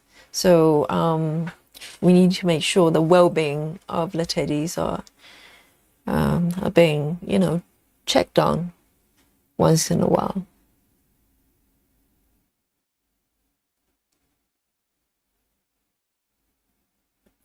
I fancy doing some orange colors. That looks very, very interesting. Switch around. I love this way of stitching. Here, there's some orange colors. 3705. 3705.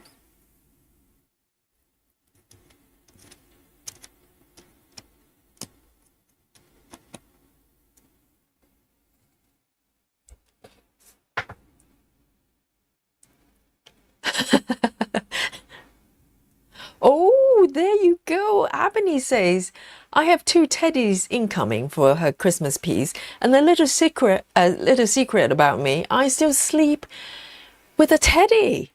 My goodness, dun dun dun, not a kitty, a teddy. Okay then, I think in that case, the teddy is probably quite safe. I hope. We still need to check from time to time. And Aimee says, I get myself a cup of coffee and chill out for a nice chat with my stitchy friends. I know. Some floss tubers, I find, they kind of cut off the pauses, or maybe when they go and grab something, which I understand. If it takes like 10 minutes to grab something, then maybe edit it. But if it's just kind of real time, moving around, just, going through the webs, that's actually quite relaxing to watch. I like watching sort of, movements or things you do in between things. That's just me, because it just feels like you're just hanging out, I like that.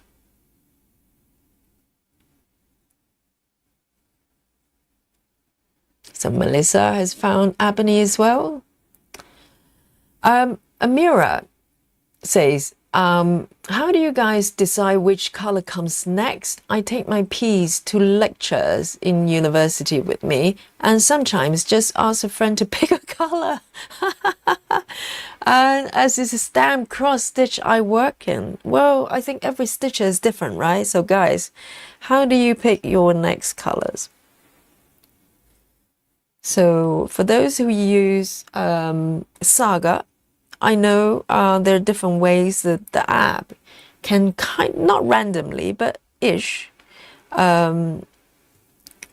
sort the colors for you. You can go from the minimum number of stitches from those colors first, and then work your way up. That's one way of doing it based on stitch numbers, or follow DMC numbers.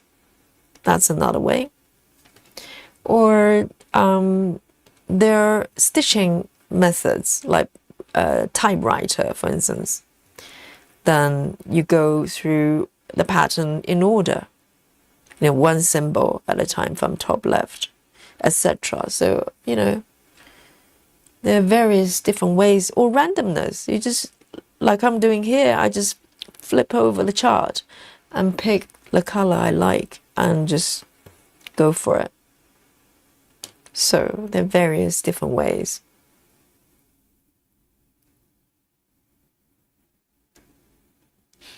Susan says, leave my teddies alone. You've got a grandpa in your Christmas house, give that away. In a Christmas house, do you mean my piece? Do I have a Christmas father? Yes, I do, don't I? I don't mind giving away my Santa. I'm generous like that. But Santa is not Teddy, okay? They don't look the same. And they're not interchangeable. So you have to swap a Teddy with a Teddy. Susan. Give it out. You've got a whole bunch there. You've got a whole herd of teddies there, okay? You can lose one or two. Be generous. It's the festive season, okay? It's a season of giving. Susan, give away your teddy bears.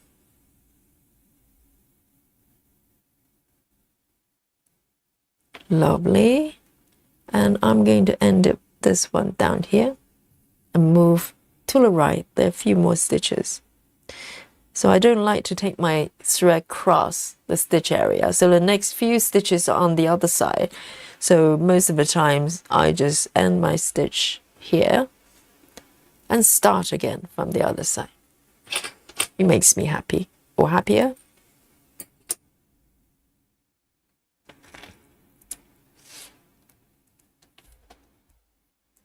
Ah, Kristen, so you only bring a couple of colors and just allow your friend to pick one. That's a new one I've heard. You know, that's interesting. To just... So at least it's just a couple of colors, not like 250. That'll be difficult. That'll be quite random.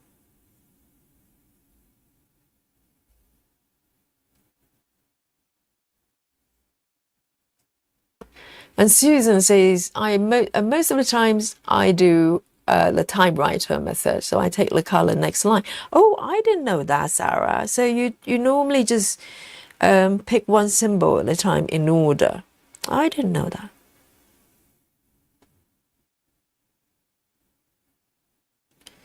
Yes, I think people like typewriter because particularly if you're starting off a new area, you create eventually a very neat border there. So you don't get edges like, you know, what I've got here. You've stitched a whole bunch, you know, quite a large area here, but still have loose stitches on the edges. And there's something about very neat edges that makes you feel good. So this piece, if I remember correctly, I actually started off with typewriter as well and go all the way to the right until I give up and start going rogue. But yes, typewriter give you a very neat finish for the edges, but also it takes away the decision making that sometimes you go, well, I don't know which one to go next. You just follow the symbol one by one. So that's a popular one for stitches, I think.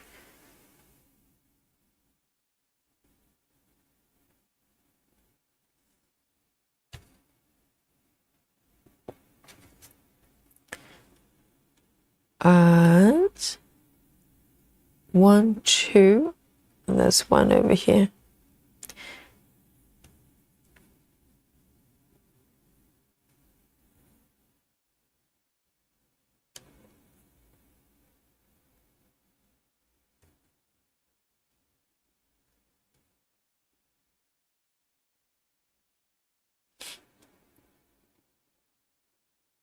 Busy Mom says, I try not to edit out too much myself of my stuff. I just add pictures. Yes, I understand it. Yes, the pictures are good.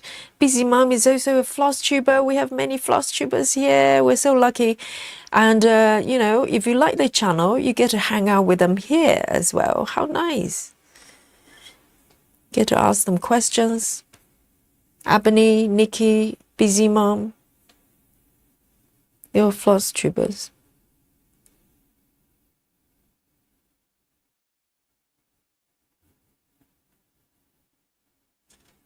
All right, I think I'm gonna end it here and take it to the right as well.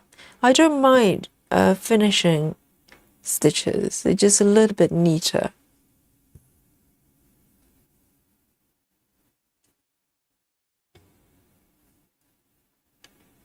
And then I'll restart on the right side here for these stitches.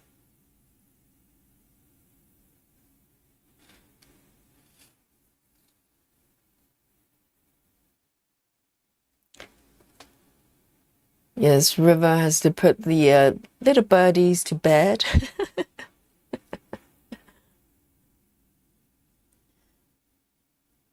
My dolly just fall asleep wherever she wants.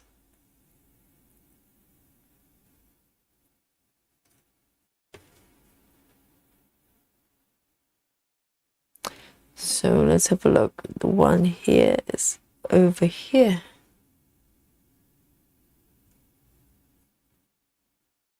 I'm feeling so much better about this piece now.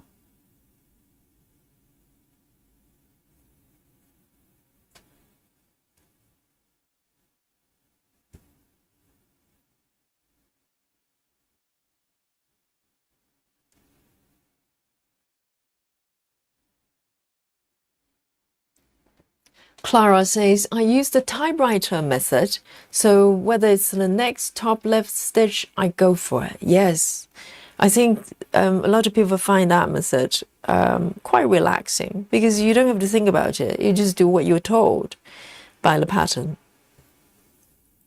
Yes, I enjoy it from time to time. And it's very neat as well because you create a very, very nice border. So thank you, Stitching Mummy.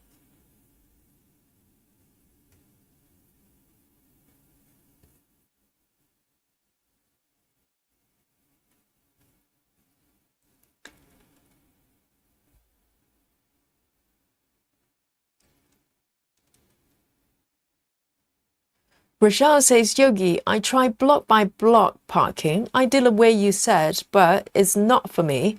I'm too slow that way, and the thread all over was doing me in. I do love the way parking looks, though.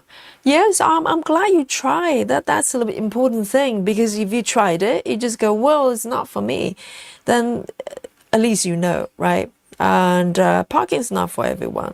I totally get it. But I'm so happy that you gave it a go. And who knows, maybe a few months down the line, when you start, maybe, you know, have some new projects, sometimes the project will tell you that, oh, I think I want, you know, I want you to part me, you know. I think a lot of times the projects, when, and also the combination of the projects and the fabric as well. For instance, 28 counts, for some reason, I just don't want to part.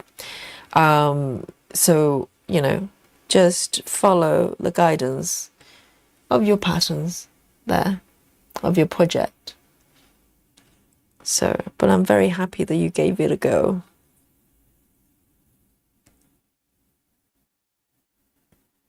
I find it relaxing, and I'm slow anyway, so it doesn't matter if it's a little bit slow or a lot slower. And to be honest, I don't really find block by block slower. I think it's just a matter of getting used to it. If you do, you just do one block at a time, move on to another one, and it's quite orderly, quite orderly. Because you're only dealing with one block at a time, whereas now I'm dealing with the entire piece going everywhere. So it depends on, you know, your mood of the day, really. And on that note, I'm going to have another sip of my hot chocolate. Any excuse for hot chocolate. So let me move over here so you get to see what's happening on my fabric there. You can see that's all 10 stitches. It's quite pretty, but it's just, yeah. I think I'm much happier stitching full cross with this piece. Ooh, nice. Nice, nice. Oh, delicious.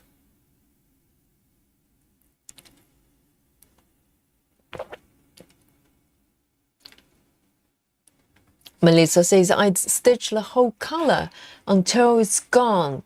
So major cross country. Oh, you're like Nikki then. Nikki will pick 310 and just do color complete. All the 310 stitches of an entire piece, like heaven and earth piece. Wow, I've never tried that. I don't think I'm brave enough. I'll probably just get bored. I just get bored. Oh, Susan, you meant panda. Panda, no Santa. Yes. Panda is not quite teddy bear, is it? No, I think you just have to spare your teddy, okay? Be generous. You've got many. You've got quite a few. You have a whole herd.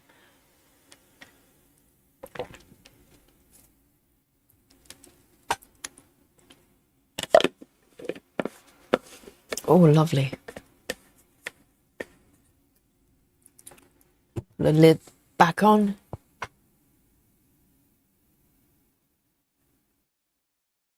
And Kristen says I can do ECC, as in extreme cross country, for any color with 300 stitches or less. But the rest I don't have the patience for. Yeah, 300 stitches, like 3 blocks of the same color. I think it's probably, ECC is probably a little bit better than just stitching 3 blocks straight, right? Just filling in the blocks, because you have to think about where you're going. So it's a little bit more challenging. But block stitching, just, you know, like entire block of the same color, I do find myself a little bit, you know, find it slightly challenging, because my mind just start to go numb. Start to get really bored. Right, let's see what will be the next. So my method is just flip the chart over and just pick whatever I want. So now I want an orange, so I just let the color kind of speak to me. All right, 3340, 3340, 3340. I need a new strand. It's an orange. It's an orange. 3340.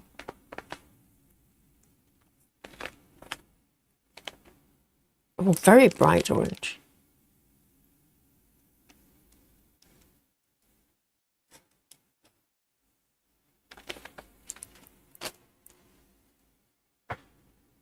All right.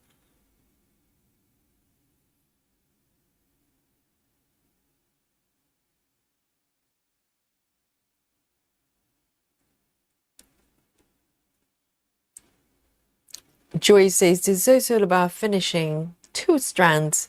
Even with the boomerang, it still gets a bit bulky on 28 count with no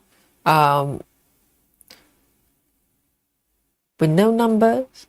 If color changes on this project, yes, I think so. But then I'm relatively happy doing 2 strand tent on other pieces, and I think the issue with this one is more of the stitching method of my choice. Like Aimee says, that I just find these stitches, despite my best, you know, effort and concentration, I still find it, you know, just slightly odd looking at kind of a dash rather than a proper stitch. So I struggle a little bit. But yeah, otherwise I'm happy doing 2 strand tent, you know, boomerang as well. Particularly now, Joyce, you provided a new option for loose stitches. You know, I'm good with that. I'm okay with that. Ninja start, that is.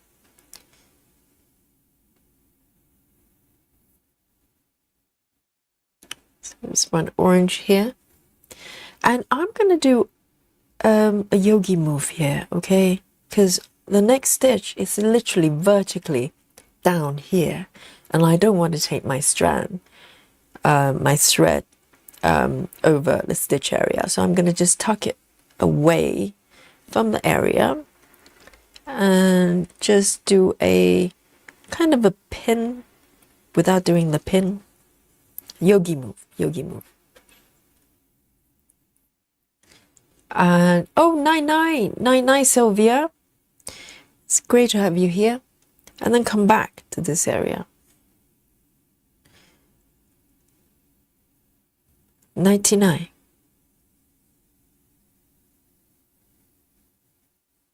So 2 stitches.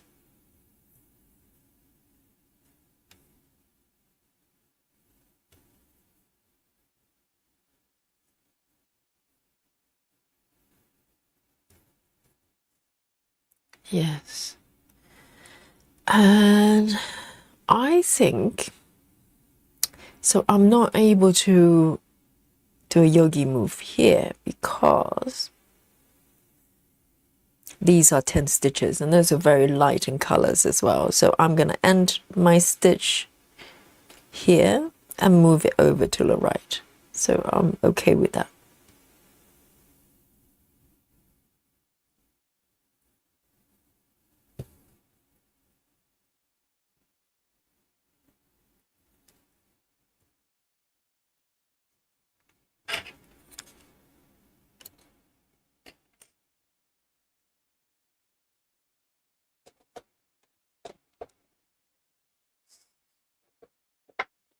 Rochelle says, yes, I agree regarding the block stitching method. She says, I won't close my mind off to it. Maybe 18 Ada will be better as my favorite cloth. Yes, I think different fabric count, it creates a very different dynamic for, you know, as a stitcher. It's a very different stitching experience, you know, 14 counts versus 28. The approach is totally different.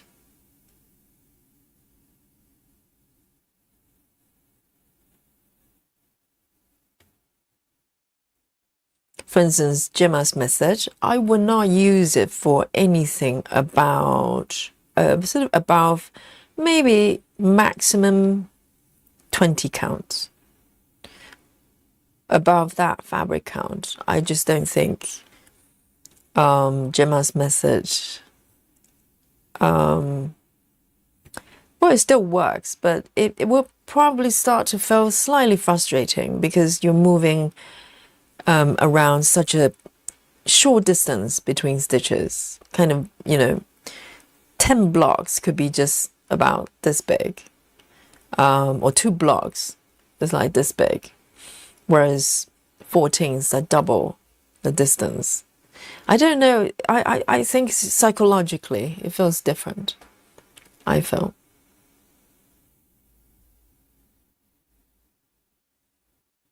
And so far, I think the highest fabric count I have tried with Gemma's method is probably 20.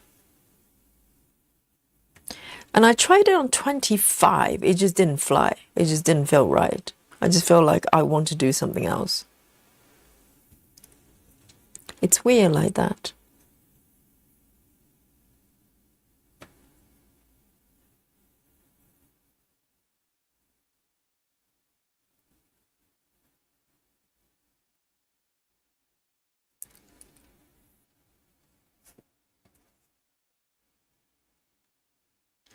Melissa says, it's something to my OCD brain. I'll pick the next symbol. So I combine typewriter and ECC. Yes, you can, because all typewriter is doing is give you a way to pick your next colors without having to think about it. That's it. So from that point on, once you pick the color and start from, you know, the highest location, what you do next is up to you. You could do parking, you could do block by block, incorporating typewriter as well. So it's just a method of choosing which color goes next. So you can create a lot of hybrid methods.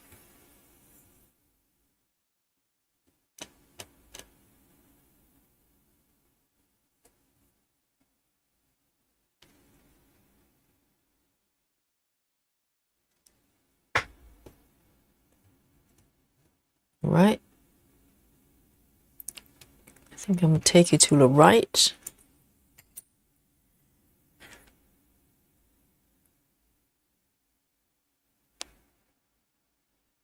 And over here.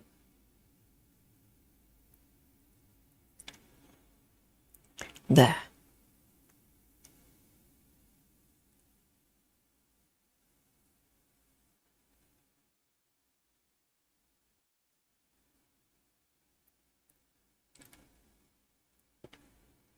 River says, I found I love confetti when I'm first waking up and block stitching later in the evening. Yes, I think it's to do with the concentration level, isn't it? When you wake up in the morning, your mind is more sort of ready for complexities, so to speak, probably more tolerant with, activities like stitching confetti. But in the evening, you just want to relax a little bit. Maybe some people choose to do kind of single color completion type of thing. Yes, that makes sense.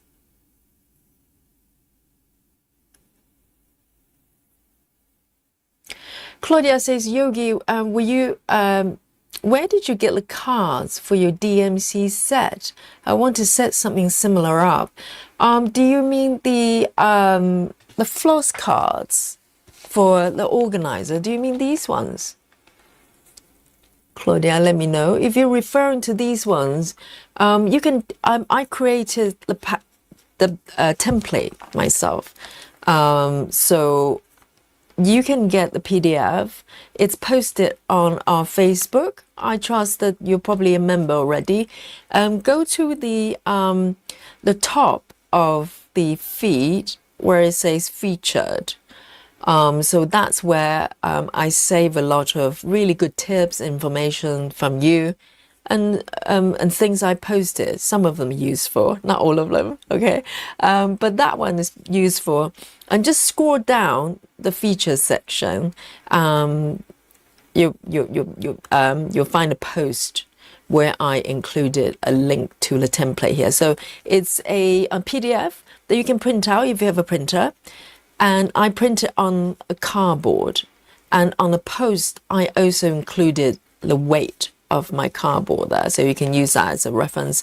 And it's quite durable. I built this set probably about over 2 years ago, and it's still going strong. So it's got locations that you could put your symbols in if you want to draw your symbols, and the numbers as well. And the holes are quite big because I tend to load a lot more than some other stitches. Some of them just have a few pieces. Sometimes I load the whole scan. So the template's there free for you, and just join the Facebook group and you will have access to the PDF.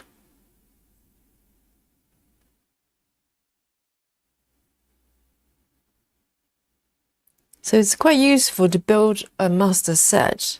Since I have my master set, I haven't had to kit up anything, pretty much. I just add as I go, top up a little bit, whatever colors I need as I move forward.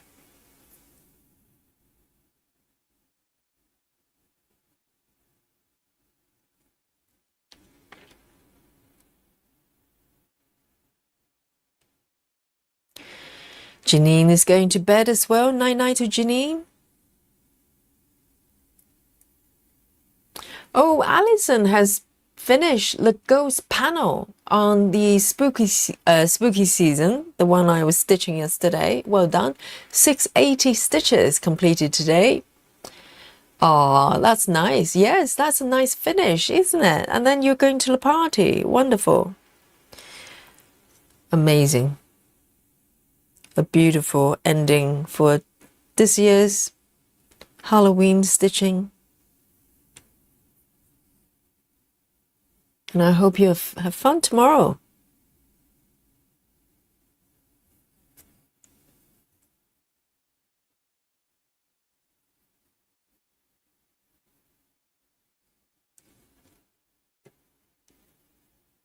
Yes, Claudia. Just look up the post. If you can't find it, just, send out a help message. I'll try to find it for you. But it's probably at the bottom of the feature section because it was posted quite a while ago.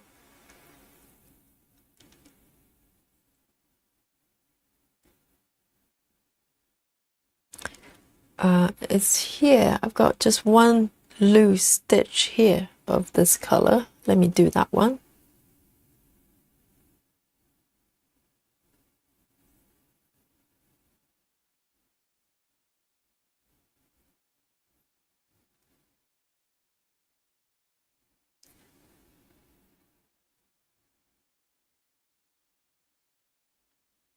Night night, River.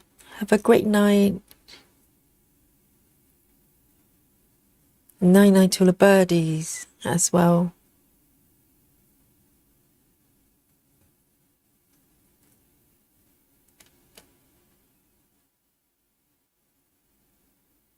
Here we go.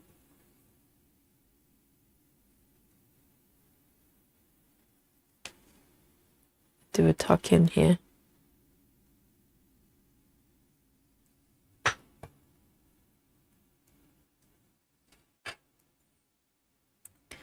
Three 40.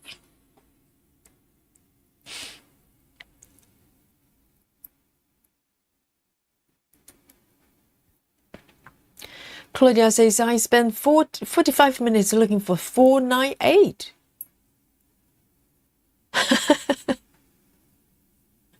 Yes, master set is a very good idea, because literally now I can just start a new project without having to spend 3 days, you know, because a lot of my projects, they're max colors as well. And also you don't just have, you know, the same colors being, you know, separated in different sets. So you know exactly how much floss you've got for each color. It's very good idea, particularly if you just have one web, and who does, you know, then you don't have to worry about it. But if you have more than 3 or 4, to be honest, master set would be a very good idea. And I have a master set for CXC as well.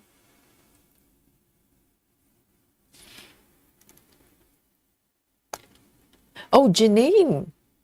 Janine, what? I thought everybody was saying good night to Janine. No, Janine is just woken up. Welcome, Janine. Wide awake, wide awake.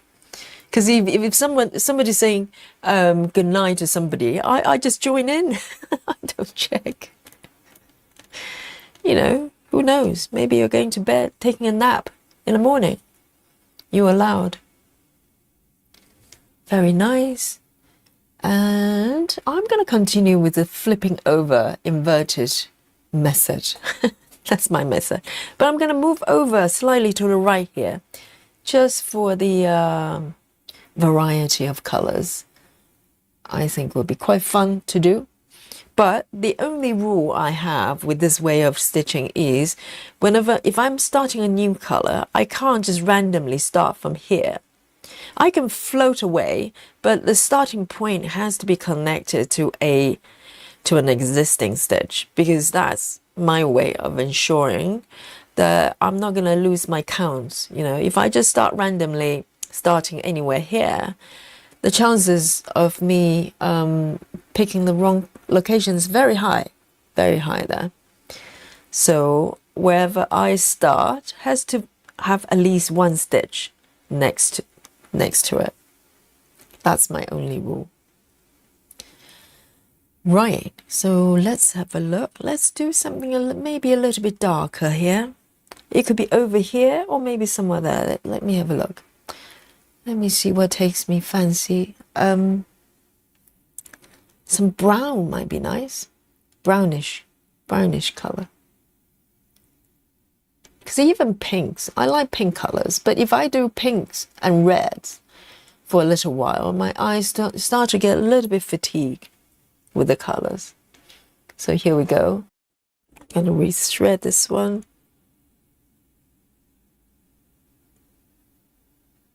If your stream is buffering and maybe refreshing the screen or restarting the browser, sometimes the browser, it could be your internet, because on my end, everything seems to be normal.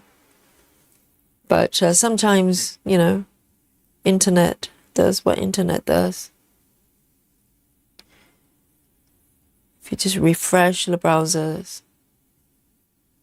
sometimes it helps.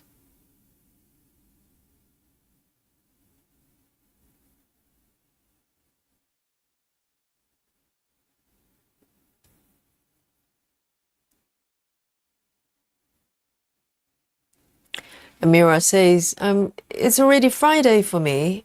for a minute, to be fair. Okay, Amira, remind me where you are. So you're 1 hour ahead of me. So you're probably in Europe, right? And happy Halloween.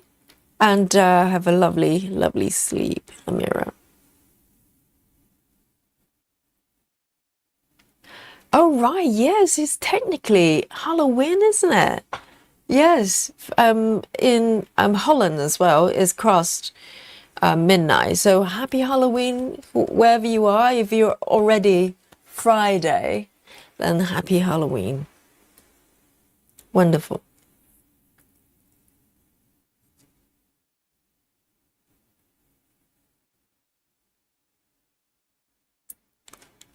Janine says it's buffering.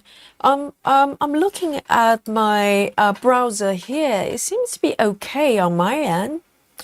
So if you have issues, just refresh the browser, maybe quit the browser and then open it. Because on my end, it seems to be okay. I'm looking through my Chrome, the browser as well. So everything seems to be okay. Because normally, if it's my end, YouTube will flag it. They will go buffering, buffering. But everything seems to be okay so far. So refresh your browser. See if it helps. Amira is in Germany, exactly. So you're in the same time zone as Joyce. And well done. Well done. You're here past midnight. Yes. Happy Halloween.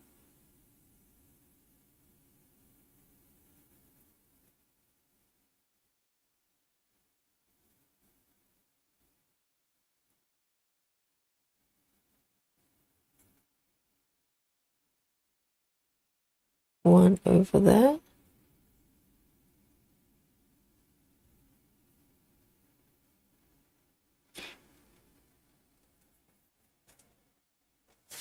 It could be YouTube, but my end seems to be okay with Chrome.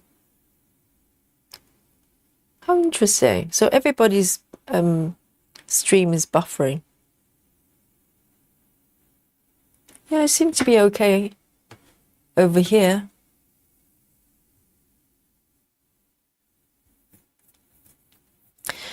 Berg says, "Are you tenting or crossing?" Oh, okay. I'm moving from 10 stitches to full cross. So all these previous stitches, they're all in tent, as you can see, all the loose ones. And only from this session, from today, I'm going full cross and hoping that's it's going to blend together and no one's going to notice.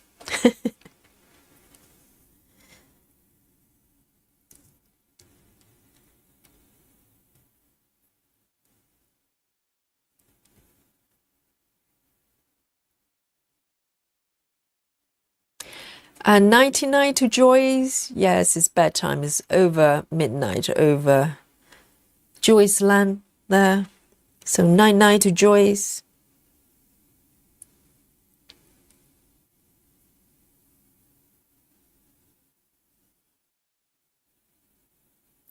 Janelle says not my in Australia. So Australia is fine.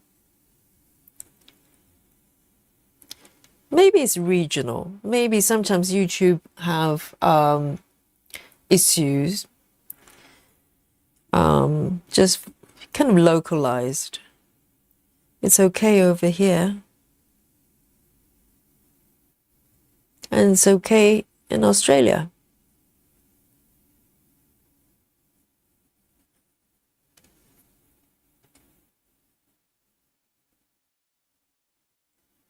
And Jackie say it was buffering, but it's good now. Yes, YouTube sometimes play up a little bit. It could be regional.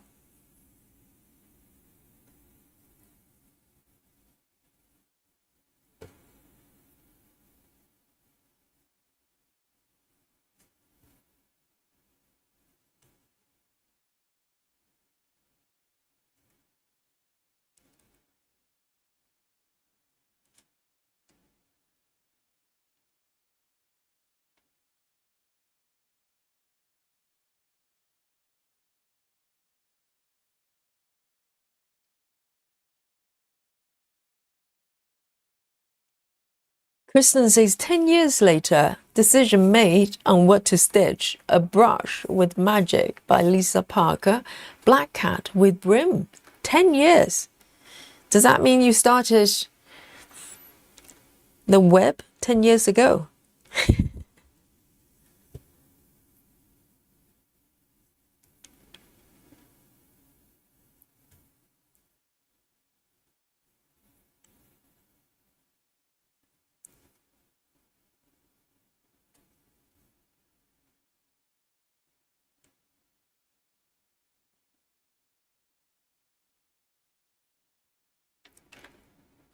One more here.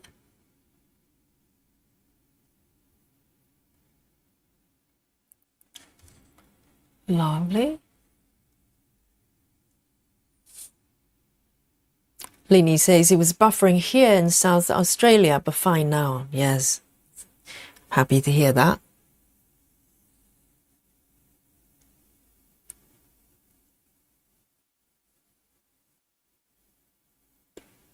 One, two.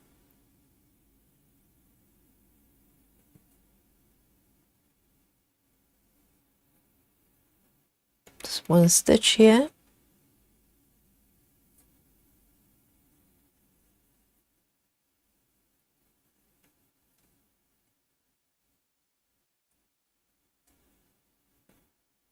I'm going to end this one right here. I don't want to wander too far. This is my comfort zone right now. About 2.5 blocks. This is tonight's comfort zone, comfort distance.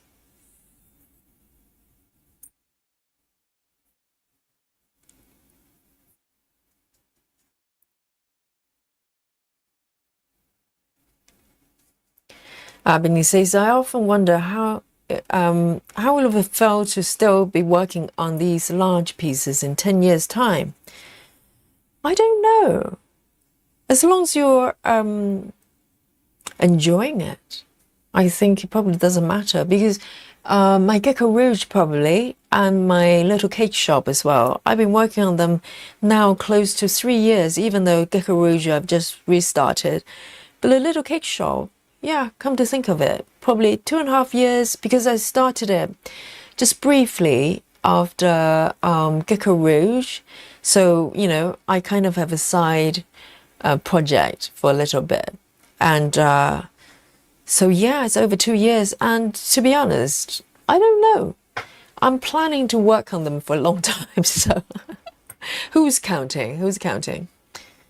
But if you can see the progress, because the progress is not just completion, isn't it? Because if it's complete, it's completed. It's more of a one area at a time, and you see bits and pieces being completed, and that's pretty satisfying. You know, like a tussle here, even though I've literally just started not very long ago. But I can see, you know, areas being completed, and that makes me happy. So I kind of look at it that way. I don't, you know, I don't look at the sort of completion as a milestone. So every area is a milestone.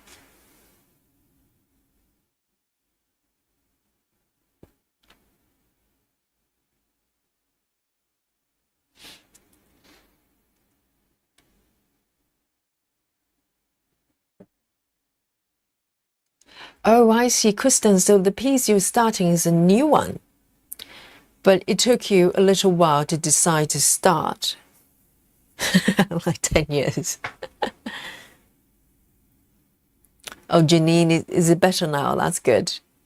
And Janine is working on Randall Spangler Train. Oh, is that the name of the piece? And yes, it's interesting art style, isn't it? It's very popular. I see a lot of people stitching this little green dragons. It's very, very interesting style. Right, so I've done this little bit there, very nice. And then I'm gonna just a little bit at a time and pick my colors, anything I fancy. I think I might do a little bit of Because sometimes I'm in a mood of, you know, following the order, even though not quite typewriting, but I like to move from top to bottom. And that was my sort of go-to mini cross country, you know. So everything behind me is gradually being filled in. A little bit like this, a little bit like this. But recently I sort of, you know, gone off a little bit. I'm being a little bit more adventurous. But I think for these ones, I am going to pick these browns here. I think it's about this area here. So 832, A32, A32.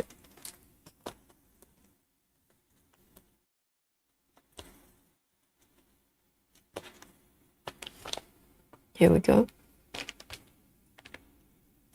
A32 is a greenish brown.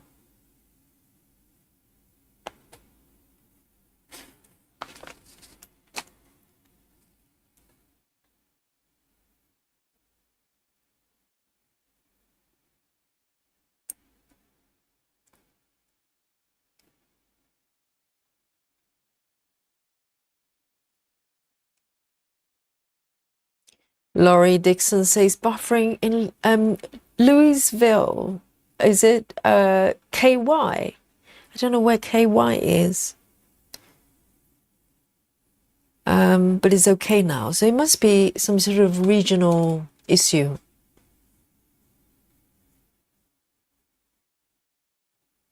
Okay, it's a train of dreams. Yes.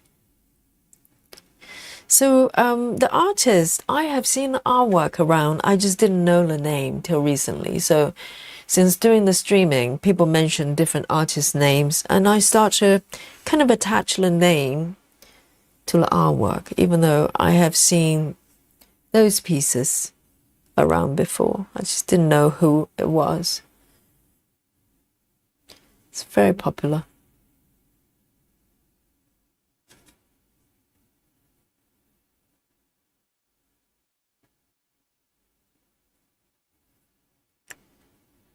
Three stitches here.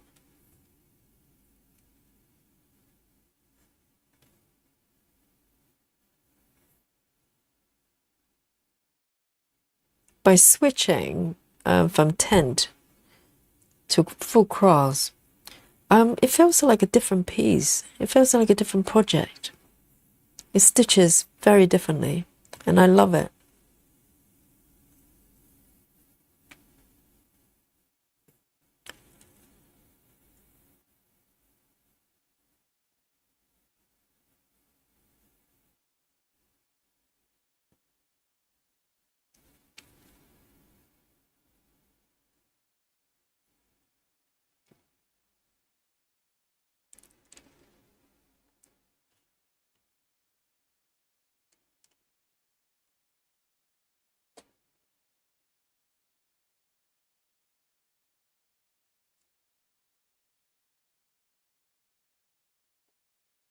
I think I have a piece of chocolate actually.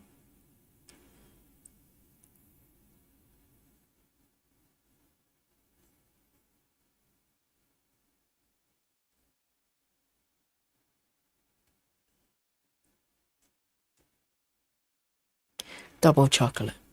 Double chocolate. Where am I? Here? Over there. Let me just do these 4 stitches. I have some chocolate button. Oh, I think it's in order.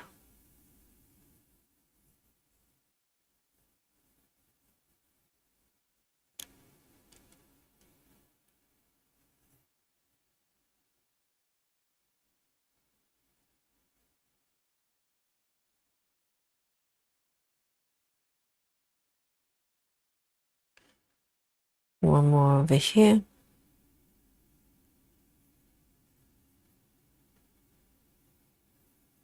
Yes, chocolate time, Sarah. I know. Power snacks. for power stitching right here. Let me do this one. A little chocolate break, everyone. Grab your snacks. I like to share my buttons, but you know, unfortunately I can't. So I'm gonna eat my buttons.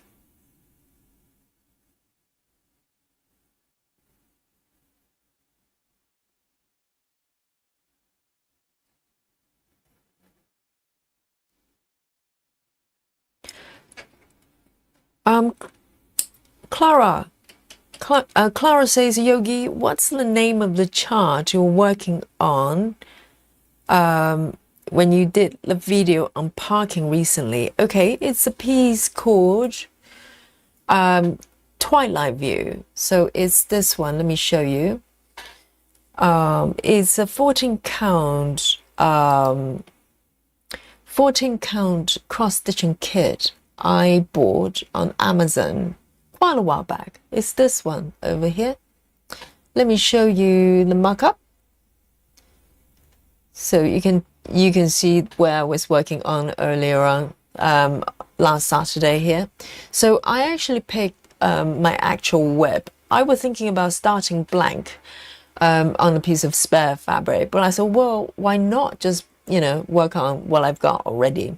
So this is the piece I've got here. I just moved away slightly to the right there for the demo, and this piece looks like this. It's beautiful, actually. Let me just turn this off. Okay, so this is a piece of artwork by John O'Brien, and it's called Twilight View.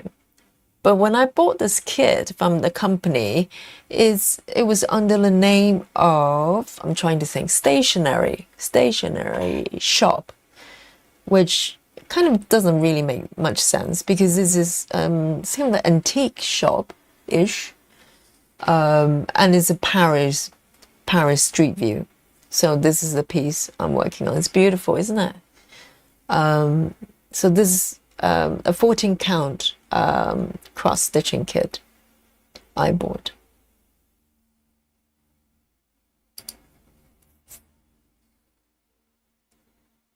Yeah, it is beautiful, isn't it? And I think, I'm not sure if this piece, they still have it on their website, but you can look up. We talked about this few streams ago. It's a company called Susan. Is it Max Stitch Design? And they're on Amazon UK, so it depends on where you are. You can just go straight to their website and just look through their catalog there. And if you want them to kit it up for you, I think they probably would. I think they have the pattern because they send the pattern to me, and they're probably quite happy to kit up for you. So you can always ask them. It's under the name of Stationery Store on their website. And Bex says, you have most likely talked about it before, your floss storage. Did you add the felt for the needle storage, or did you purchase like that? No, so earlier on, I can't remember who it was, Claudia asking for the floss card. Let me show you a little bit. Let me have a sip of my chocolate here. All right. Yes. Ooh, I feel it. I feel it. Let me close the lid here for my flask. So let me show you. So the floss card is a DIY floss card, okay? Floss organizer there. Let me zoom out a little bit for you. And so these cards, you can get the PDF from our Facebook group. I posted there. I made the PDF, the template myself.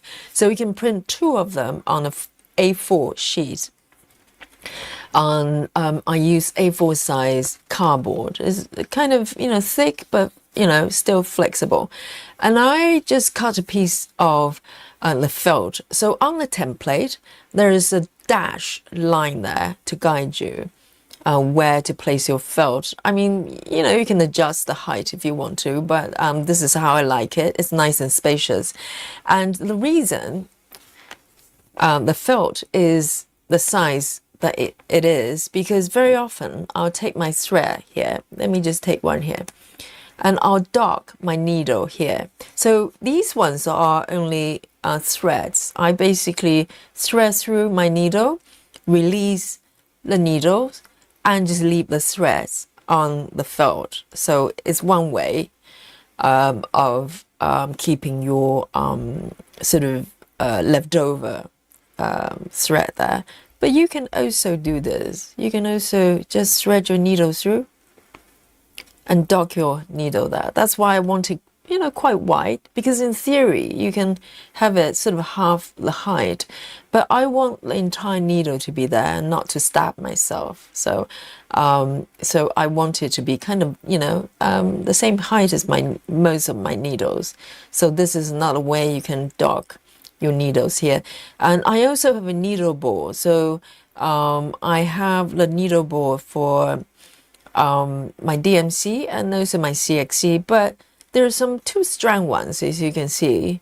I just keep them directly on my organizer there. So it really depends on how you do it. If you don't have a needle board, you can just use it like, you know, use the felt as a way to dock. So you know when you go to a certain color, this is a master set, and you know, you can just look up to see if there's any spare threads there you can use first.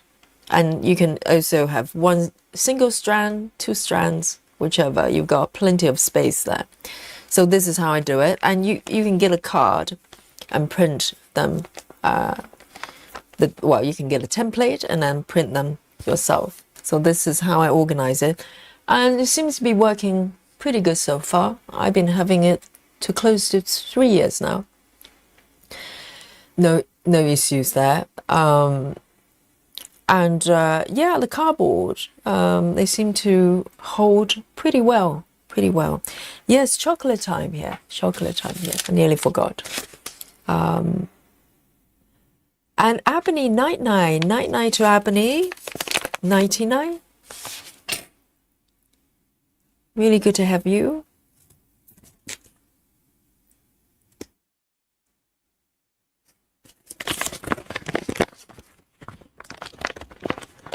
Oh, Clara. So are you referring to the 14 count the stitching kit shop? What's it called?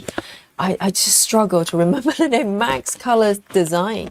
No, not Max Color. Max Stitch Design.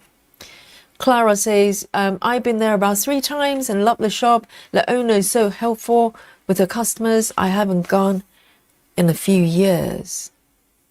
Yes, they're so helpful, because I got my 14 count kits from Amazon without knowing, you know, who they are as a company. I just got them from Amazon, and probably just a few months ago, just out of curiosity, because, you know, I'm very keen to get the digital patterns. So I just email them and go, well, I bought a few kits from you from Amazon UK, and do you happen to have digital patterns available?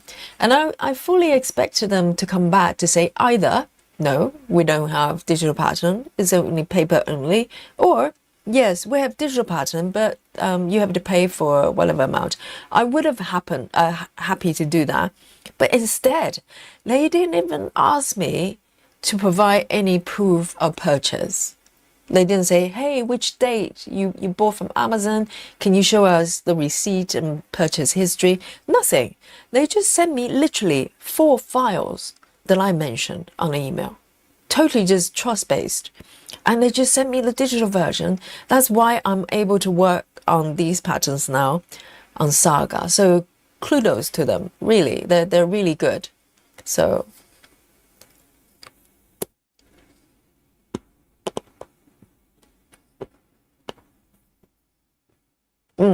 chocolate button, sorry, I didn't even show you. Yes, that's what I'm marching on. Gorgeous. Yes, like giant chocolate button. No kidding, they're giant.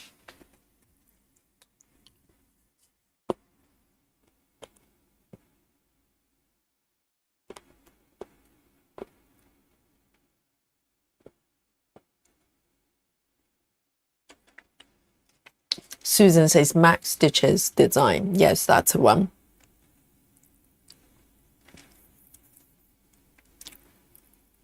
You're welcome, Bex.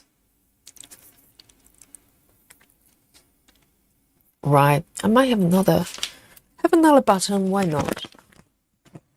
I'm here, and I've got a little bit of coffee as well.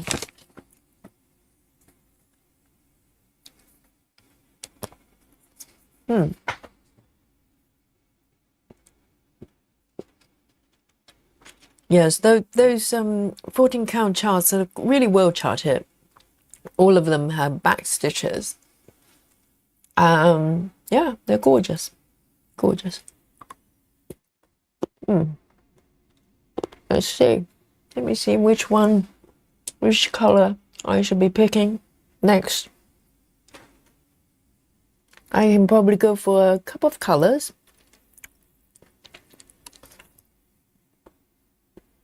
Let me have a look. Sorry, I'm talking with chocolate in my mouth. I might go for a few brown stitches to define this area here. There's a little kind of label area for the biscuit tin. Lovely. Why not? Now I'm happier, much happier to go cross country with my full cross.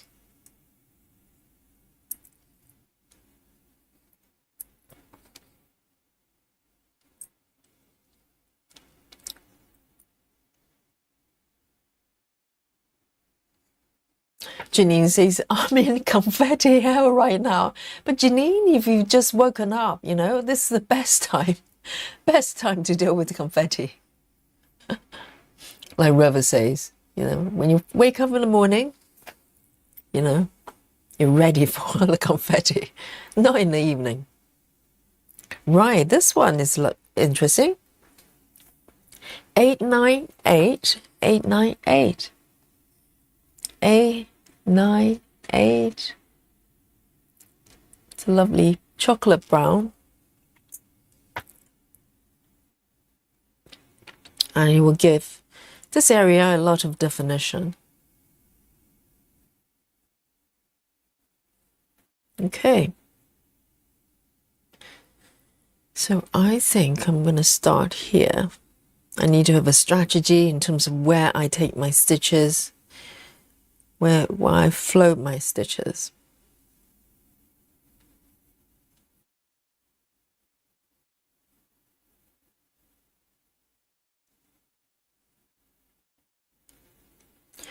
Much better with the chocolate.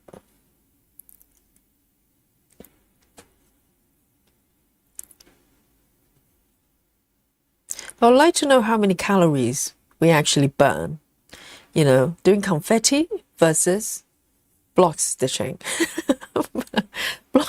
I think block stitching is pure labor, isn't it? Whereas confetti, it's probably more brain power you use. But when you use your brain, it burns calories as well.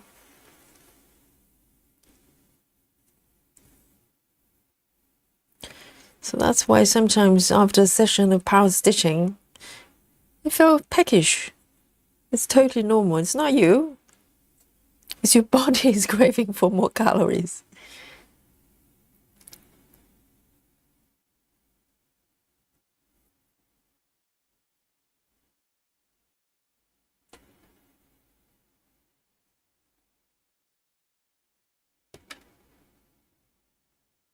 Very nice.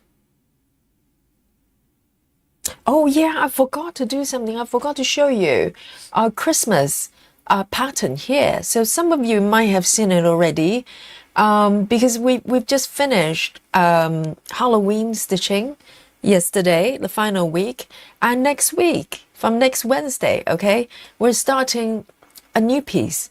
So of course, if you already have your Christmas piece, just bring your projects along. Every Wednesday we do festive stitching, but for those of you who are still wondering what to stitch, okay, let me show you what's happening next week. We're going to start a new piece together. Quite a few of us are starting together, okay? And if you like the pattern, you can get it from the vendor as well, and I'll tell you where you can get it. But let me show you the pattern first. Okay, it's this one there, and it's called Christmas House. Let me show you the full mock-up. Oh, isn't that adorable? There's a little panda here, like Susan mentioned before, in the first floor there. And so this piece is from a pattern from Artisy, is pattern company. If you're not familiar with them, it's their website. And there are 3 pieces in one set, kind of a similar theme. Is a Christmas house, and there's 1, 2, and 3, and this is number 2. And also this is a large version, so it comes with a regular size. I personally do not recommend it because the mock-up looks a little bit blurry, but this is actually what you're looking at is generated with the app with actual stitches, and it's crystal clear. A lot of details. You can see the lady making the Christmas dinner right here. All the details are captured. And so this is the piece I'm going to be starting next Wednesday with quite a few of you together. Okay, so be patient and hold it there till next Wednesday. We're starting together. And so there you go. So next Wednesday, if you like this piece, you still have enough time. You've got like 1 week to get the pattern and get it sorted. I don't know whether they're still doing the sales. The last time when I got this, it was discounted. It was quite reasonably priced anyway, so it ended up I only spent like $7 or something like that for this piece. So join us, okay? It's going to be fun. And I've got my fabric there. I'm not going to tell you what color it is. I'm going to tell you it's colored, okay? It's colored because, let me just show you one more time. It's got some snow, some white, quite a lot of white there. So in order to create some contrast, I've taken Susan's advice and got a colored fabric, but I'm not going to tell you what color it is until Wednesday, okay? And I'm not going to tell you what my fabric count is until Wednesday. I need to have some clickbait, okay, to get you to come and join me. And also, I'm not telling you when I'm starting. Oh my God, riveting stuff coming up, okay? So come join me. And even better if you join me with the saw as well, okay? So that's what's happening for our Christmas stitching this year. All right. So back here are my chocolate brown color here. So the vendor is called Artisy. It's a website. Just go to the website. They've got a lot of beautiful patterns.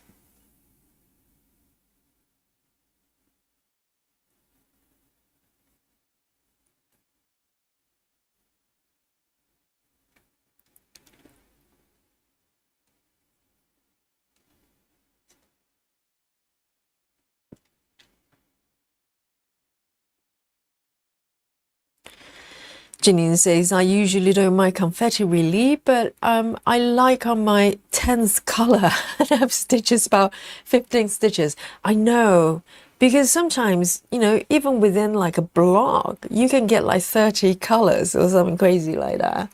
I know, it really depends on the area. And the most confetti piece I've got is probably my little cake shop. It's max color, regular size, but even for max color, it's very confetti. It's just that kind of piece. It's everywhere. It's a changing, single stitches here and there and everywhere.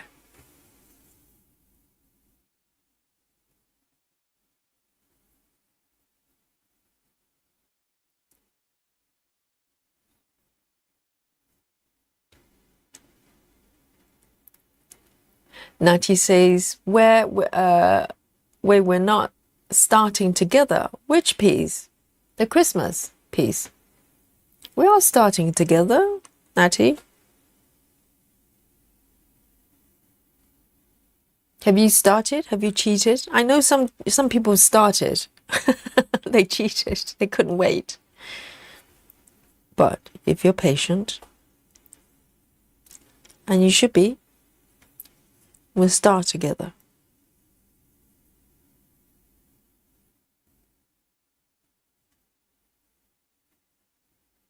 Hey, Captain Squirrel.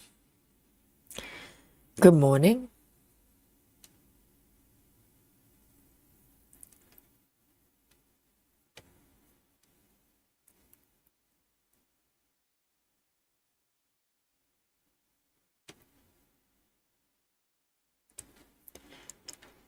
One more row.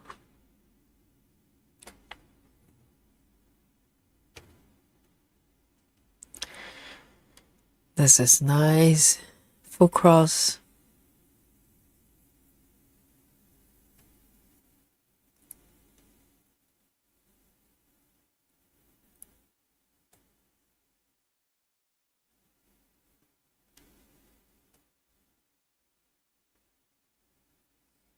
And I know some of you probably have, I know at least one person has house one. Maybe have already started as well.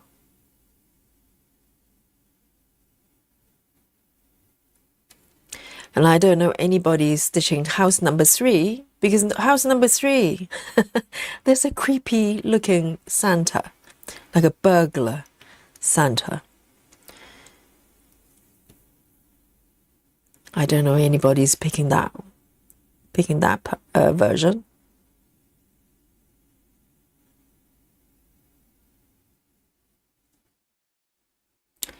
Oh, Natty. No. Natty says, yes, it was probably me. When I meant to say, I'm not going to tell you, not when I will start, but where on the pattern, Natty.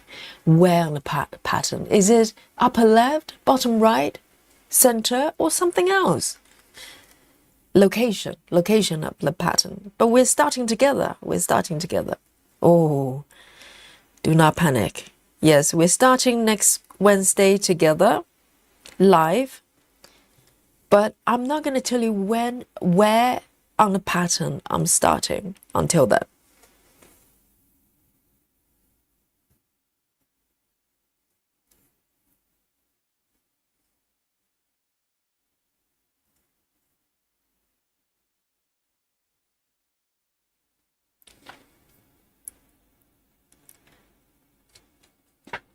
Kristen says, I know it's only 6:40 p.m., as in 6:40 past 6 p.m., but it's sleepy time for Kristen.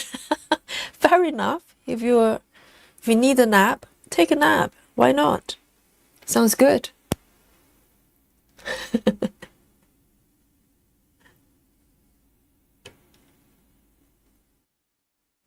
Oh no, Susan. Susan says panda start. You don't know that, Susan. You don't know that. Stop spreading rumors. Oh, dear Susan. Susan can kind of read my mind. It's very dangerous. It's very dangerous. I'm not telling you, Susan. It's a secret. It's a secret.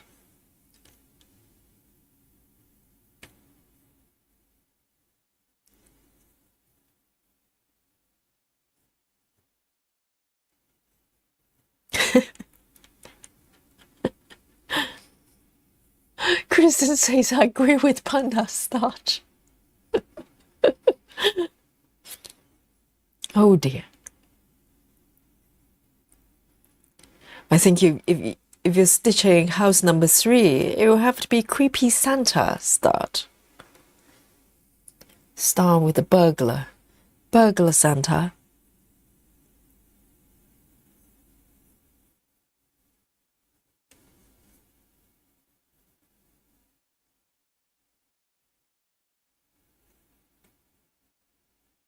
1, 2, 3.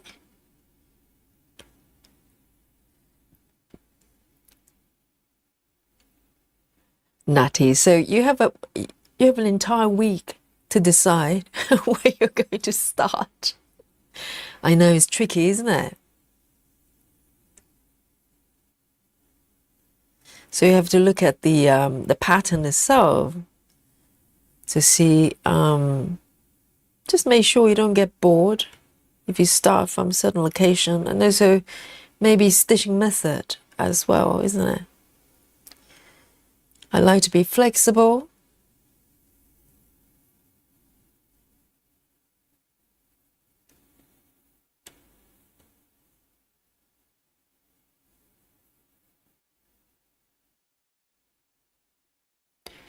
Here we go.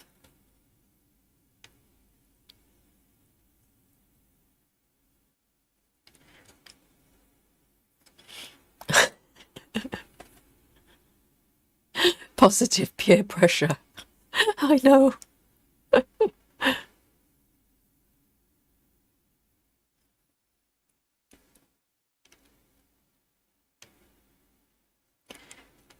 me have a look. Let me move it down here.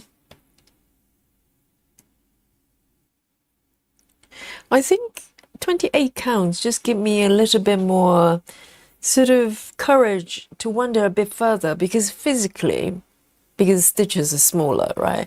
So even though I'm traveling over 2 blocks, it doesn't feel like that far away. If I did the same with 14 count, for instance, physically, I'm traveling a lot further, even though the stitch counts might be the same. Let me see. Let me just keep moving down here. I enjoy stitching this color, actually. It starts to create outlines for things. I like that.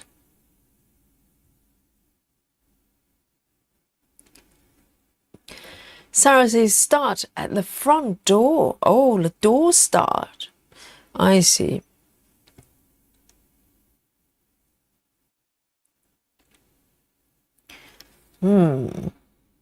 I think, you know, technically you could start anywhere, but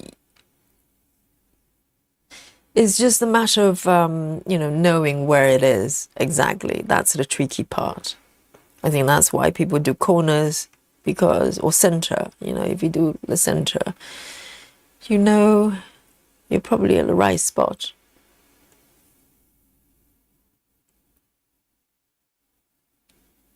All right, so let me end this color here. I might pick another one of the same color, because I'm very keen to create a little bit more definition of this label here on a biscuit tin.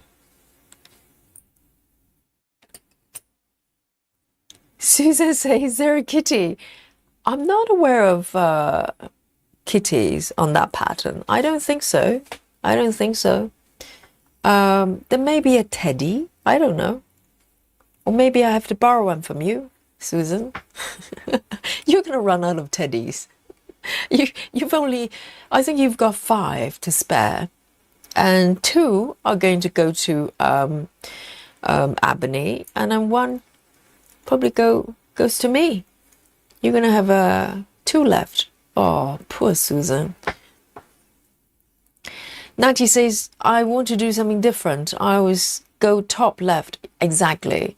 Natty, I mean, top left is a good idea, but certain patterns, if there's a lot of sky, you know, or a lot of trees, or a lot of darkness, then, you know, corner start might not be the best.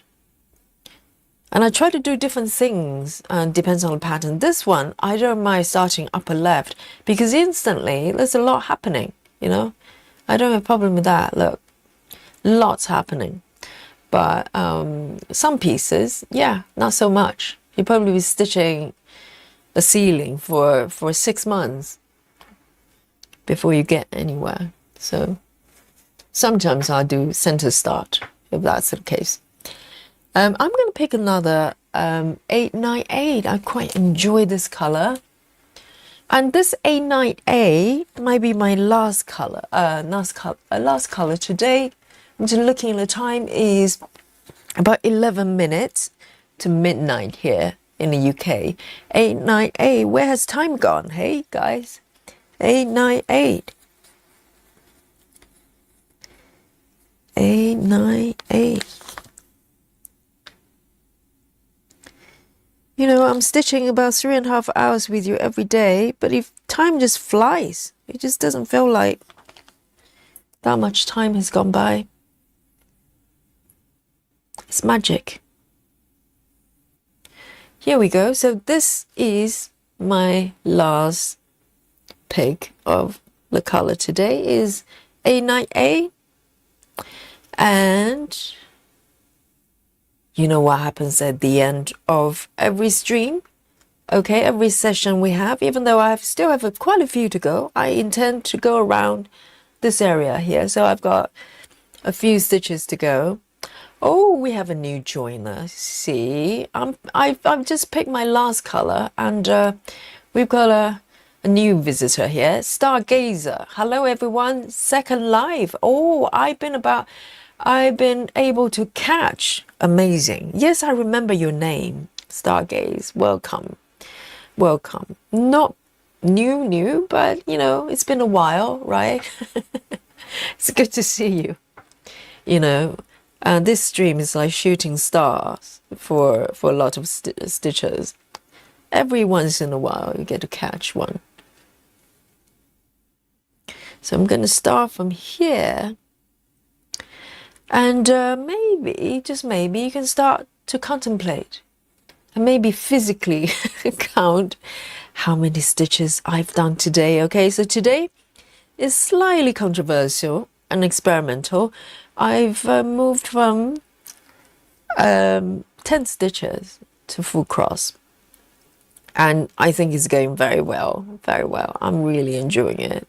And I'm feeling a lot more positive about this piece now. And I'd love to do more of this piece and move forward. It's a really fun and beautiful pattern here. So I'm going to go around the circle, just following the outline of this label here of a biscuit tin.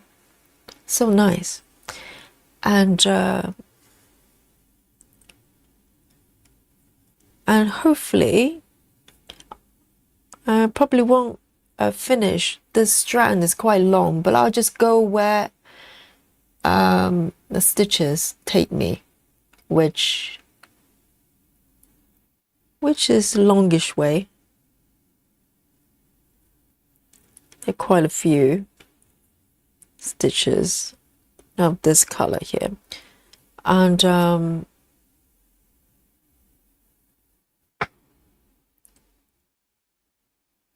Andrea says, I just put in my order for more fabric. New start is getting closer. Do you know which one you want to stitch? Because if you buy fabric, you need to know what sizes to get. That's why I try not to get spare fabric, because I have no idea what size I'll need or what fabric count. So I switch around.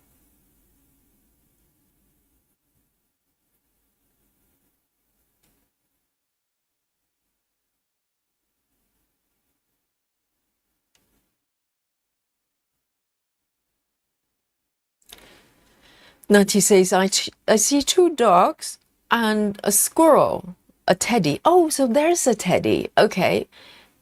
Susan, I have my own teddy, okay? You can keep yours. And the panda in a house. Yes, it's a lot going on there in that house. That's why number 2 is everybody's favorite.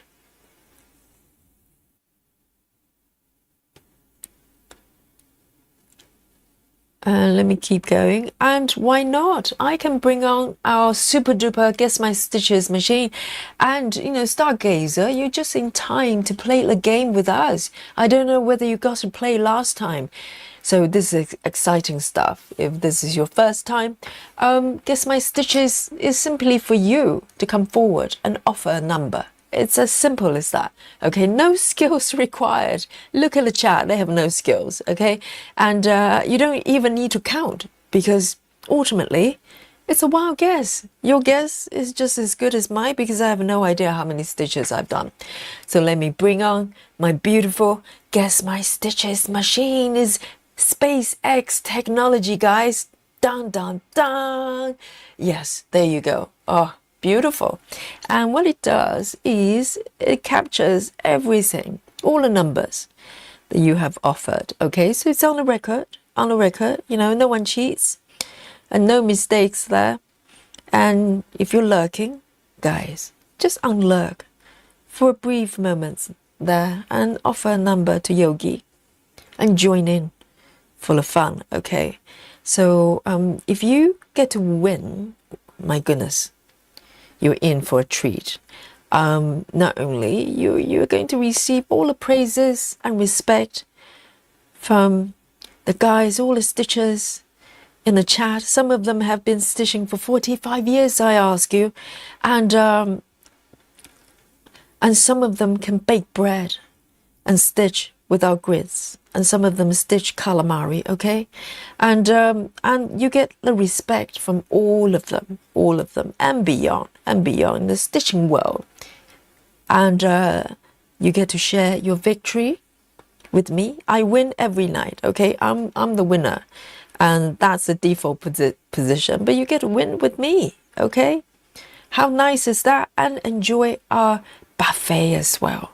So come forward, you know you wanna, join in for the fun, and you might be the winner tonight. So let me mark these stitches here, and maybe 2 more stitches. I'm gonna do 2 more stitches here, so every stitch counts. Okay, and 2 more right here. Beautiful. I love this color because it creates so much definition for this biscuit tin label here. All right, I can see the numbers flowing in, my beautiful stitches. And let me end this stitch here with a tuck in, and I'm going to give you a very brief recap on what's happening, just in case you're not here in the beginning. So today, slightly different situation here, a change of plan. Okay, sometimes it happens as a stitchers, you look at your project and go, I don't know what's wrong with it, I'm just not feeling it. And then I figured out that I wasn't thoroughly happy with my 10 stitches. I love 10 stitches, maybe just not on this piece, not on this fabric. And this way of stitching, I move, fairly sort of longer distance than usual. Let me just pop this back. 8, 9, 8.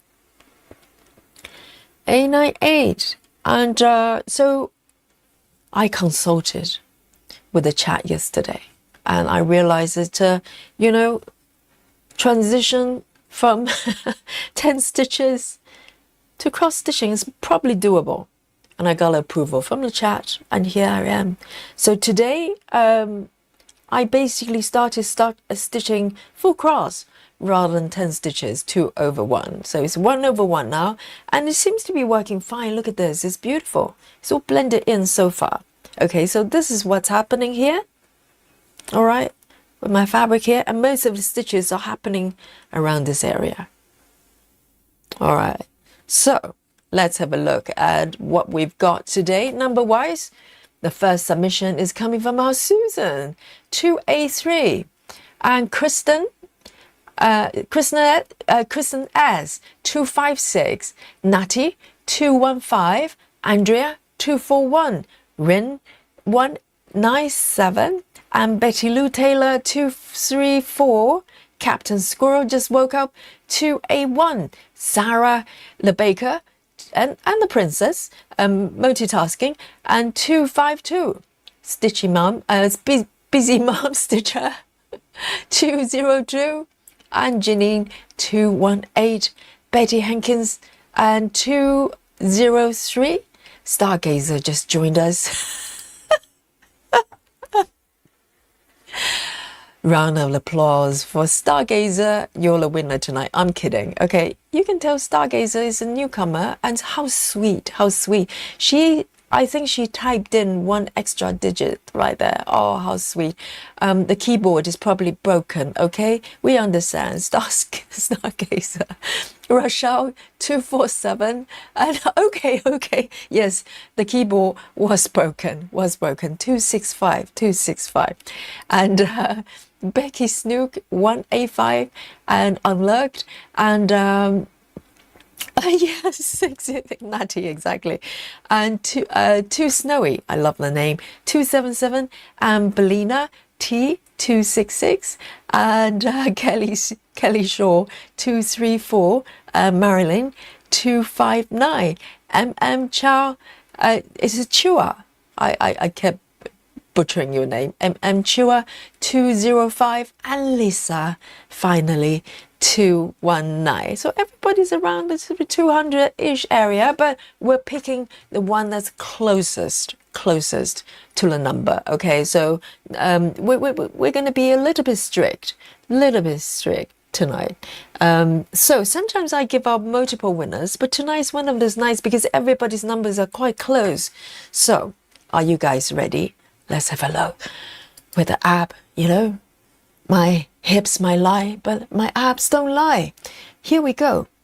This is why I'm here, upper left, and this is entire piece. A little bit to go, maybe a few more sessions. All right, and let's look at the stat, the number. Are you ready, guys? 3, 2, 1. Boom. There you go. Let me stop the sprint here.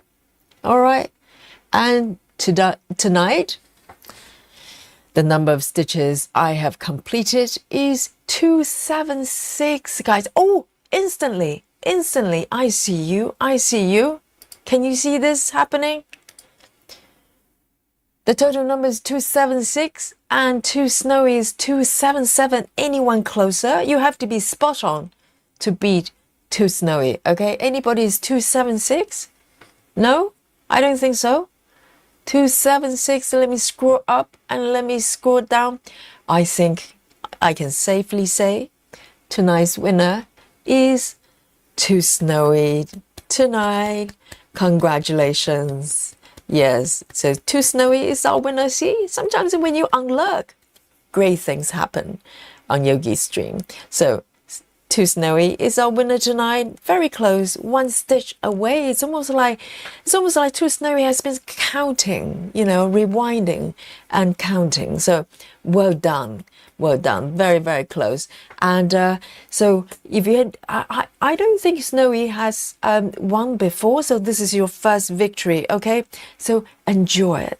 You're on a roller coaster right here with me, with the praises from the chat, but also our buffet coming up. Okay, look at this from Sarah, and Kristen has baguette as well, and all sort of delicious croissant as well, very European, and Becky Snook, oh my God, beautiful spread there, very diverse, cuisines from all over the world, and round of applause from everyone, and from Ring as well, congratulations, and Susan right here, and amazing and delicious healthy spread from Ring as well. Captain, as usual, very, very healthy for squirrels, and Lisa as well. Goodness. And Janine, oh goodness, it's a very mixed combination, and some bananas as well, very healthy. And so everyone, thank you so much for joining me, and well done for the winner here, Snowy, and all the power drinks and power snacks from Betty as well.